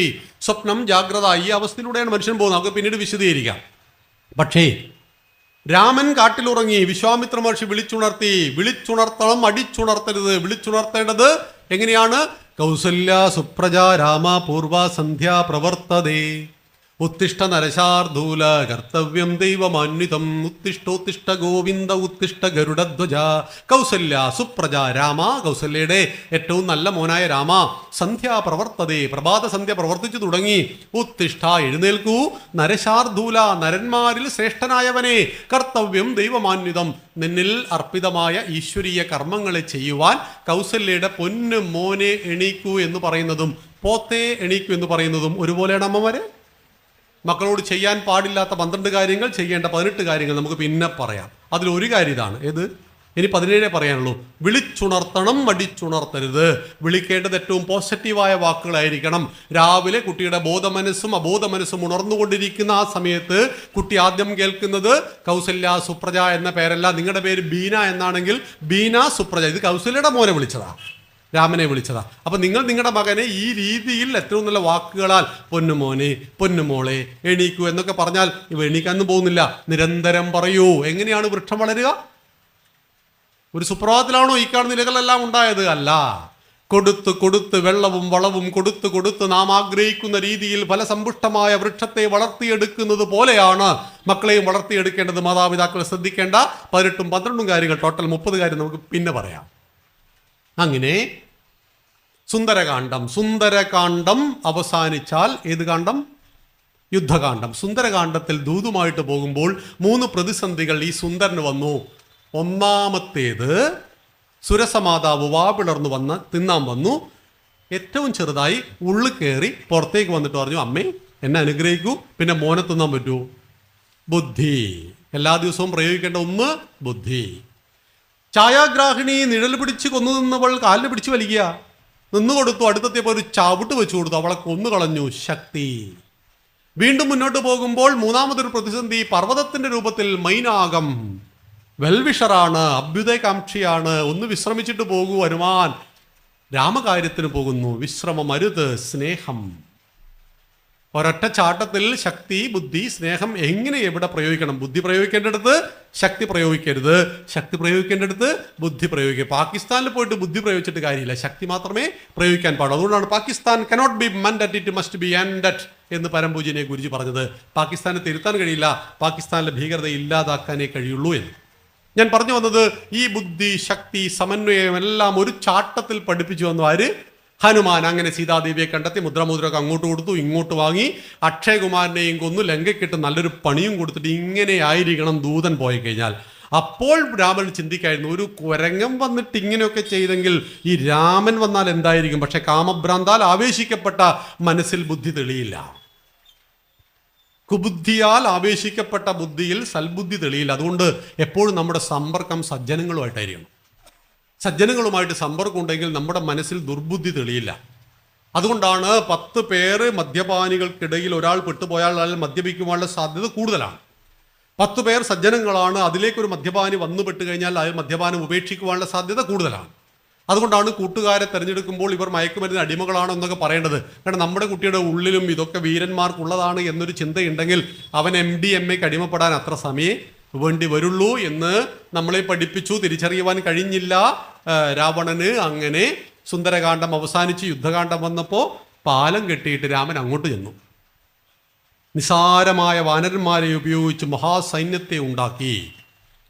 അന്യപുരുഷന്റെ ഭാര്യയെ മോഹിച്ചവളെ സ്വന്തമാക്കുവാൻ വേണ്ടിയിട്ട് വിമാനത്തിൽ ചെന്ന് അവളെ തട്ടിക്കൊണ്ടുവന്ന രാവണനെയും മകനായ ഇന്ദ്രജിത്തിനെയും അനുജനായ കുംഭകർണനും അടക്കം സർവരെയും സംഹരിച്ച് രാമൻ സീതയെ വീണ്ടെടുത്തു. സീതാരാമ സമാഗമം. ആകാംക്ഷയോടുകൂടി വാനരന്മാരും രാക്ഷസന്മാരും ലങ്കാവാസികളും നോക്കി നിൽക്കെ 10 മീറ്റർ അടുത്തെത്തിയപ്പോൾ രാമൻ സീതയോട് പറഞ്ഞു, ഇക്കൂട്ടത്തിൽ ആര് നിന്നെ സ്വീകരിച്ചാലും ഞാൻ നിന്നെ സ്വീകരിക്കില്ല. ഞെട്ടി വിറച്ചുപോയി എല്ലാവരും. അപമാനിതയായി പോയി സീതാദേവി. ലക്ഷ്മണ വിളിച്ചു, അഗ്നിശുദ്ധി വരുത്തിയിട്ട് മതി നിന്നെ ഞാൻ സ്വീകരിക്കുന്നത്. ആളിക്കത്തുന്ന അഗ്നിയിലേക്ക് സീത നടന്നു കയറി. സീതാദേവി അഗ്നിയിൽ നിന്ന് അഗ്നി പോലും തൊട്ടു നോവിക്കുവാൻ ഭയപ്പെടുന്ന നിർമ്മല ചാരിത്രശുദ്ധിയുടെ പ്രതീകമായ സീതാദേവി അഗ്നിയിൽ നിന്ന് പുറത്തു വന്നതോടുകൂടി മാറോട് ചേർത്ത് പിടിച്ചുകൊണ്ട് രാമൻ സീതയുടെ ചെവിയിൽ പറയുന്നുണ്ട്. അതാണ് ആനുകാലികമായ തത്വം. സീതേ, നീ രാജാവിന്റെ ഭാര്യയാണ്. നീ വരുമ്പോൾ ഈ വാനരന്മാരെയും രാക്ഷസന്മാരെയും നീ ശ്രദ്ധിച്ചിരിക്കുമോ? സ്ത്രീലമ്പടനായ രാവണന്റെ കൊട്ടാരത്തിൽ 12 മാസം താമസിച്ച രാമന്റെ ഭാര്യ വരുന്നു എന്ന് പറഞ്ഞൊരു ചിരിയ ഒരാക്കിയിട്ട് അഗ്നിപ്രവേശത്തിനു ശേഷം പുറത്തു വന്ന സീതയെ നീ നോക്കൂ എന്ന് പറഞ്ഞപ്പോൾ ദീർഘദണ്ഡ നമസ്കാരം ചെയ്തു കിടക്കുന്ന ലക്ഷങ്ങളെ കാണുകയാണ് സീത. രാജാവിൻ്റെ ഭാര്യ സകല സംശയങ്ങൾക്കും അതീതയായിരിക്കണം. രാജാവിൻ്റെ കുടുംബം സംശയത്തിൻ്റെ നിഴലിൽ ഒരിക്കലും രാജ്യഭരണം നടത്തരുത്. യഥാ രാജ തഥാ പ്രജ. എങ്ങനെയാണോ രാജാവ് അതുപോലെ ആയിരിക്കും പ്രജകൾ. എന്ന് പഠിപ്പിച്ചു തന്നു. അങ്ങനെ സീതയ്ക്ക് കാര്യങ്ങൾ മനസ്സിലായി. തൻ്റെ ഭർത്താവിനെ നെറുകെ പുണർന്നു. ഈ സമയത്ത് നമ്മുടെ വിമാനമൊക്കെ വരുന്നു. ലങ്ക ആരേൽപ്പിക്കുന്നു? വിഭീഷണനെ. തോൽപ്പിച്ച രാജാവുള്ളതാണ് രാജ്യം. പക്ഷെ ഈ സമയത്ത് ലക്ഷ്മണൻ ചോദിക്കുന്നു, നമുക്ക് എടുത്തൂടെ ഇത്? ജനനീ ജന്മഭൂമിശ്ച സ്വർഗാദപിഗിരീയസി എന്ന് ലോകപ്രശസ്തമായ വാക്ക്. പെറ്റമ്മയും പിറന്ന നാടും സ്വർഗത്തേക്കാൾ മഹത്തരം. അമ്മയ്ക്ക് വൃദ്ധയാവാം, അമ്മയ്ക്ക് ആരോഗ്യമുണ്ടാവില്ല, അമ്മയ്ക്ക് സൗന്ദര്യമുണ്ടാവില്ല, പക്ഷെ അമ്മയ്ക്ക് തുല്യം ലോകത്തിൽ മറ്റൊരു സ്ത്രീയില്ല. 1000 നദികൾ ഒഴുകിച്ചേർന്നാലും വേലിയേറ്റങ്ങളില്ലാതെ എല്ലാം തന്നിൽ തന്നെ ഒതുക്കുന്ന മഹാസമുദ്രങ്ങളെപ്പോലെയാകുന്നു അമ്മ. എത്ര വലിയ കൈപ്പേറിയ അനുഭവങ്ങൾ ഉണ്ടായാലും എല്ലാം തന്നിൽ തന്നെ ഒതുക്കിയൊട്ടും തുളുമ്പാത്ത പരമമായ സഹനശക്തിയുടെ അവതാരമായി നിലകൊള്ളുന്നവളാണ് അമ്മ. മലമൂത്ര വിസർജാദികൾ കൊണ്ട് നാം അഭിഷേകം ചെയ്തപ്പോഴും മധുസമാന മനോഭാവ വൃത്തിക്കുടമയായവൾ ആരോ, അവളാണ് അമ്മ. 10 മാസം നമ്മയെല്ലാം ധരിച്ച ദരിദ്രിയാണവൾ, ജനിപ്പിച്ച ജന്യാണവൾ. അതുകൊണ്ട് ഭാരതം പറഞ്ഞു, ജനനി ജന്മഭൂമി സ്വർഗാദപിഗിരീയസി, ജനിച്ച നാടും പെറ്റമ്മയും സ്വർഗത്തേക്കാൾ മഹത്തരമെന്ന് രാമൻ പഠിപ്പിച്ചു. അങ്ങനെ 6ാമത്തെ കാണ്ഡം അവസാനിച്ചു. 5 മിനിറ്റ് കൊണ്ട് നാം അവസാനിപ്പിക്കാം. അവസാനത്തെ കാണ്ഡം ഉത്തരകാണ്ഡം സങ്കടകരം. നിറഗർഭിണിയെ കാട്ടിലുപേക്ഷിക്കുന്നു രാമൻ. ഒരലക്കുകാരൻ അയാളുടെ ഭാര്യയോട് പറഞ്ഞു, നീ 3 ദിവസം നിന്റെ വീട്ടിൽ പോയി താമസിച്ചോളൂ. അവൾ 15 ദിവസം കഴിഞ്ഞ് മടങ്ങി വന്നു. കൂടെ അമ്മാവൻ്റെ മകനും. അമ്മാവൻ്റെ മകൻ അന്നും ഇന്നൊക്കെ പ്രശ്നങ്ങളാണ്. മുറച്ചെടുക്കാൻ, കല്യാണം കഴിക്കാൻ സ്വാതന്ത്ര്യമുള്ള ആളാ. സംശയങ്ങൾ പലതും ഉണ്ടാവും. അമ്മാവൻ്റെ മകനുമൊപ്പം വന്നപ്പോൾ കലഹമായി. രാജാവിൻ്റെ ചാരൻ ഭദ്രൻ അവിടത്തേക്ക് ചെല്ലുന്നു. ഈ സമയത്ത് കലഹങ്ങളെല്ലാ പരിധിയും വിട്ടപ്പോൾ ഭദ്രൻ പറയുന്നു അലക്കുകാരനോട്, നമുക്ക് രാമനോട് അഭിപ്രായം ചോദിക്കാം. എടുത്തതിന് ഉത്തരം അലക്കുകാരൻ പറഞ്ഞു, 12 മാസക്കാലം സ്ത്രീലമ്പടനായ രാവണന്റെ കൊട്ടാരത്തിൽ താമസിച്ച സീതയെ നാണമില്ലാതെ വിളിച്ചു കൊണ്ടുവന്ന രാമനോട് എൻ്റെ ഭാര്യയെക്കുറിച്ച് ഇപ്പം എന്താ അഭിപ്രായം ചോദിക്കാനാണ്? ഇത് കേട്ടപ്പോൾ രാമൻ ഞെട്ടിത്തരിച്ചു പോയി. ഭദ്ര, ജനങ്ങൾ എന്തു ചെയ്തു? ജനങ്ങൾ കരഞ്ഞുകൊണ്ട് തലതാഴ്ത്തി ഉള്ളിലേക്ക് പോയി, വീടുകളിലേക്ക് പോയി. ജനങ്ങൾക്കുള്ളിലും സീതയെക്കുറിച്ച് സംശയമുണ്ടോ? അനുജന്മാരെ വിളിക്കൂ. അനുജന്മാർ വന്നു. അനുജന്മാരോട് പറയുന്നു, നിങ്ങൾ ഈ ഭരണം ഏറ്റെടുക്കൂ. എൻ്റെ ഭാര്യയെ എനിക്ക് കാട്ടിൽ ഉപേക്ഷിക്കേണ്ടി വന്നിരിക്കുന്നു. സീതാദേവിയെക്കുറിച്ച് പ്രജകൾക്ക് സംശയമുണ്ട്. ഏറ്റവും നികൃഷ്ടനായ പ്രജയുടെ അഭിപ്രായത്തിന് പോലും വില കൽപ്പിക്കുന്നവനായിരിക്കണം ഒരു രാജാവ്. തുടർന്ന് നടന്ന സംഭാഷണങ്ങൾ പ്രിയമുള്ളവരെ ഉത്തരകാണ്ഡത്തിൽ വായിക്കുക. രാമൻ എന്ന ഭർത്താവും രാമൻ എന്ന രാജാവും തമ്മിൽ നടന്ന അന്ന് രാത്രി നടന്ന സംവാദം. രാമൻ എന്ന ഭർത്താവ് പറയുന്നു, എൻ്റെ സീത, എൻ്റെ പ്രിയപ്പെട്ടവൾ, എൻ്റെ ഗർഭത്തെ വഹിക്കുന്നവൾ, എനിക്കൊപ്പം 13 വർഷക്കാലം കാട്ടിലലഞ്ഞവൾ, സ്വർണ്ണക്കരണ്ടിയുമായി ജനിച്ചിട്ടും സുഖങ്ങളൊന്നും അനുഭവിക്കാത്ത യുവത്വത്തെ ചിലവഴിച്ച ഇവളെ കൊടുങ്കാട്ടിലേക്ക് അയക്കേണ്ട നികൃഷ്ടനാണോ ഞാനെന്ന് ചോദിക്കുമ്പോൾ രാമനിലെ രാജാവോടുന്നു, രാമാ, നീ കേവലം ഒരു മനുഷ്യനെ പോലെ ചിന്തിക്കുകയോ? രാഷ്ട്രത്തിന് വേണ്ടി എന്തും ഉപേക്ഷിക്കാം, ഒന്നിനു വേണ്ടിയും രാഷ്ട്രത്തെ ഉപേക്ഷിക്കരുത്. രാഷ്ട്രത്തിന് വേണ്ടി ജീവൻ തന്നെ ത്യജിക്കാം, മറ്റൊന്നിനു വേണ്ടിയും രാഷ്ട്രത്തെ ഉപേക്ഷിക്കരുത്. ഈ സംഘർഷം ഏതാനും മണിക്കൂറുകൾ വിസ്തരിക്കേണ്ടതാണ്. ഒടുവിൽ രാമൻ എന്ന ഭരണാധികാരി തന്നെയായിരിക്കണം ജയിക്കേണ്ടത്. രാമൻ ജയിച്ചു. ലക്ഷ്മണനോട് പറഞ്ഞു, ലക്ഷ്മണ, രാവിലെ കൊണ്ടുപോയിട്ട് സീതയെ വാൽമീകി മഹർഷിയുടെ ആശ്രമത്തിൽ കൊണ്ടുവന്നാക്കൂ. സീതാദേവി അവിടെ എത്തുന്നു. ലവകുശന്മാർക്ക് ജന്മം നൽകുന്നു. വാൽമീകി മഹർഷി രാമായണം മുഴുവൻ പഠിപ്പിക്കുന്നു. രാമായണം പാടിക്കൊണ്ട് മക്കൾ പാടി അയോധ്യയിലെത്തുന്നു. രാമന്റെ മുന്നിൽ വെച്ച് രാമായണം പാടുമ്പോൾ അച്ഛൻ അറിയുന്നില്ല ഇതാണ് മക്കളെന്ന്, മക്കൾ അറിയുന്നില്ല ഇതാണ് അച്ഛനെന്ന്. അവസാനം മക്കൾ പറയുന്നു, ഞങ്ങൾക്കൊരാഗ്രഹമുണ്ട്, സീതാമാതാവിനെ ഒന്ന് കാണണം. കൗസല്യാദേവി പറയുന്നു, ഞങ്ങൾ കാട്ടിലേക്ക് അയച്ചു. എന്തിന്? ഇതറിഞ്ഞപ്പോൾ ചോദ്യം പുതിയതല്ല. ഈ മക്കൾ ചോദിക്കുന്നു, ഈ കൗസല്യാദേവിയുടെ മുഖത്ത് നോക്കി, ഈ രാമനെ കുറിച്ചാണോ ഞങ്ങൾ പാടിയത്? നിറഗർഭിണിയായ ഭാര്യയെ കാട്ടിലുപേക്ഷിച്ച് ഈ രാമനെ കുറിച്ചാണോ പാടിയത് എന്ന് മക്കൾ ചോദിക്കുന്നുണ്ട്. സുൽപിലേടന്മാരുടെ പുതിയ ചോദ്യമല്ല, ചോദ്യങ്ങൾ പഴയതാണെന്നറിയണം. അങ്ങനെ മക്കൾ കാട്ടിലേക്ക് എത്തുന്നു. സീതാദേവി അറിയുന്നു രാമൻ രാജസൂയ യാഗം നടത്തുന്നുണ്ട് എന്ന്. അശ്വമേധയാഗം നടത്തുന്നു. യാഗം നടത്തുമ്പോൾ ഇടതുഭാഗത്ത് ഭാര്യ വേണ്ടേ? അപ്പൊ ആശ്രമത്തിലൊരു മുത്തശ്ശി പറഞ്ഞു, രാജാവിന് 2ാമത് കല്യാണം കഴിക്കാം. അങ്ങനെ സീതയുടെ മനസ്സ് വീണ്ടും ചഞ്ചലമായി. സീതയുടെ വിഷമം കണ്ടപ്പോൾ മഹർഷി യോഗശക്തിയാൽ സീതയുടെ ആത്മാവിനെ വേർപെടുത്തി അയോധ്യയിലേക്ക് അയക്കുന്നു. അയോധ്യയിൽ എത്തി നോക്കുമ്പോൾ കണ്ട കാഴ്ച എന്താ? കാഞ്ചന സീതയെ. അലക്കുകാരൻ പോലും ആഭരണം കൊണ്ടുപോയി കൊടുത്തിട്ട് ആ ആഭരണം കൊണ്ട് നിർമ്മിച്ച സ്വർണത്തിന്റെ സീതയുടെ മടിയിൽ തലവെച്ച് കരയുന്ന രാമനെ കണ്ടപ്പോൾ ഒരു മാത്രയെങ്കിലും ഞാൻ എൻ്റെ ഭർത്താവിനെ സംശയിച്ചു പോയല്ലോ എന്ന് കരുതി മഹർഷിയുടെ പാദങ്ങൾ പിടിച്ചുകൊണ്ട് മാപ്പ് പറഞ്ഞപ്പോൾ, പ്രായശ്ചിത്ത കർമ്മത്തിന് അപേക്ഷിച്ചപ്പോൾ മഹർഷി പറഞ്ഞ പ്രായശ്ചിത്ത കർമ്മമാണ് ലളിതാ സഹസ്രനാമ അർച്ചന. 1000 ഇതളുകളുള്ള താമര കൊണ്ട് ചെയ്യണം ഇതെന്ന് പറഞ്ഞപ്പോൾ ഹനുമാൻ സ്വാമി വേഷം മാറി എവിടെ ഉണ്ടായിരുന്നു? പൂക്കളൊക്കെ ഞാൻ സംഘടിപ്പിച്ചിരുന്നു പറയുന്നു. 500ഓളം പുഷ്പങ്ങൾ കൊണ്ട് അർച്ചന നടന്നപ്പോൾ രാമന്റെ അശ്വത്തെ മക്കൾ പിടിച്ചുകെട്ടി. അച്ഛനും മക്കളും രണാങ്കണത്തിൽ മുഖാമുഖം ഏറ്റുമുട്ടുന്നു എന്ന അവസ്ഥ വന്നപ്പോൾ സീതാദേവി യജ്ഞം വഴിയിൽ മുടക്കിക്കൊണ്ട് ഓടി വരുന്നു. അച്ഛനും അമ്മയും മക്കളും പരസ്പരം തിരിച്ചറിയുന്ന അവിസ്മരണീയമായ വൈകാരിക മുഹൂർത്തത്തിനൊടുവിൽ അച്ഛനെ മക്കളെ ഏൽപ്പിച്ചുകൊണ്ട് തന്റെ ദൗത്യം പൂർത്തീകരിച്ച ഭൂമി ദേവിയുടെ മകളായ സീതാ മഹാലക്ഷ്മി ഈ ഭൂമി പിളർന്ന് ഭൂമിയുടെ മടിത്തട്ടിലേക്ക് പോകുന്നു. മക്കളെയും കൊണ്ട് രാമൻ കൊട്ടാരത്തിലേക്ക് പോകുന്നു. മക്കളെ യഥാവിധി വളർത്തി വലുതാക്കി അവരെ യുവരാജാക്കന്മാരായി അഭിഷേകം ചെയ്ത് പാലാഴി വാസനായ ആ മഹാവിഷ്ണു, പാലാഴി എന്ന് പറഞ്ഞാൽ മുഴുവൻ സാഗരവുമാണ്, സാഗരത്തിലേക്ക് ഇറങ്ങി ഇറങ്ങി ഇറങ്ങി ചെന്ന് ആ ഭഗവാന്റെ പാദങ്ങളിൽ ലയിച്ചു ചേർന്ന് ശ്രീരാമചന്ദ്ര മഹാദേവൻ മഹാവിഷ്ണുവായിട്ട് വീണ്ടും മാറുന്ന അതിമനോഹരമായ കാഴ്ചയോടുകൂടി ബാലകാണ്ഡത്തിൽ തുടങ്ങി ഈ പറയുന്ന ഉത്തരകാണ്ഡത്തിൽ രാമായണം സമാപിക്കുന്നു. എല്ലാവർക്കും ശ്രീരാമചന്ദ്രൻ അനുഗ്രഹം പ്രാർത്ഥിക്കുന്നു. നന്ദി, നമസ്കാരം. ജയ് ശ്രീറാം.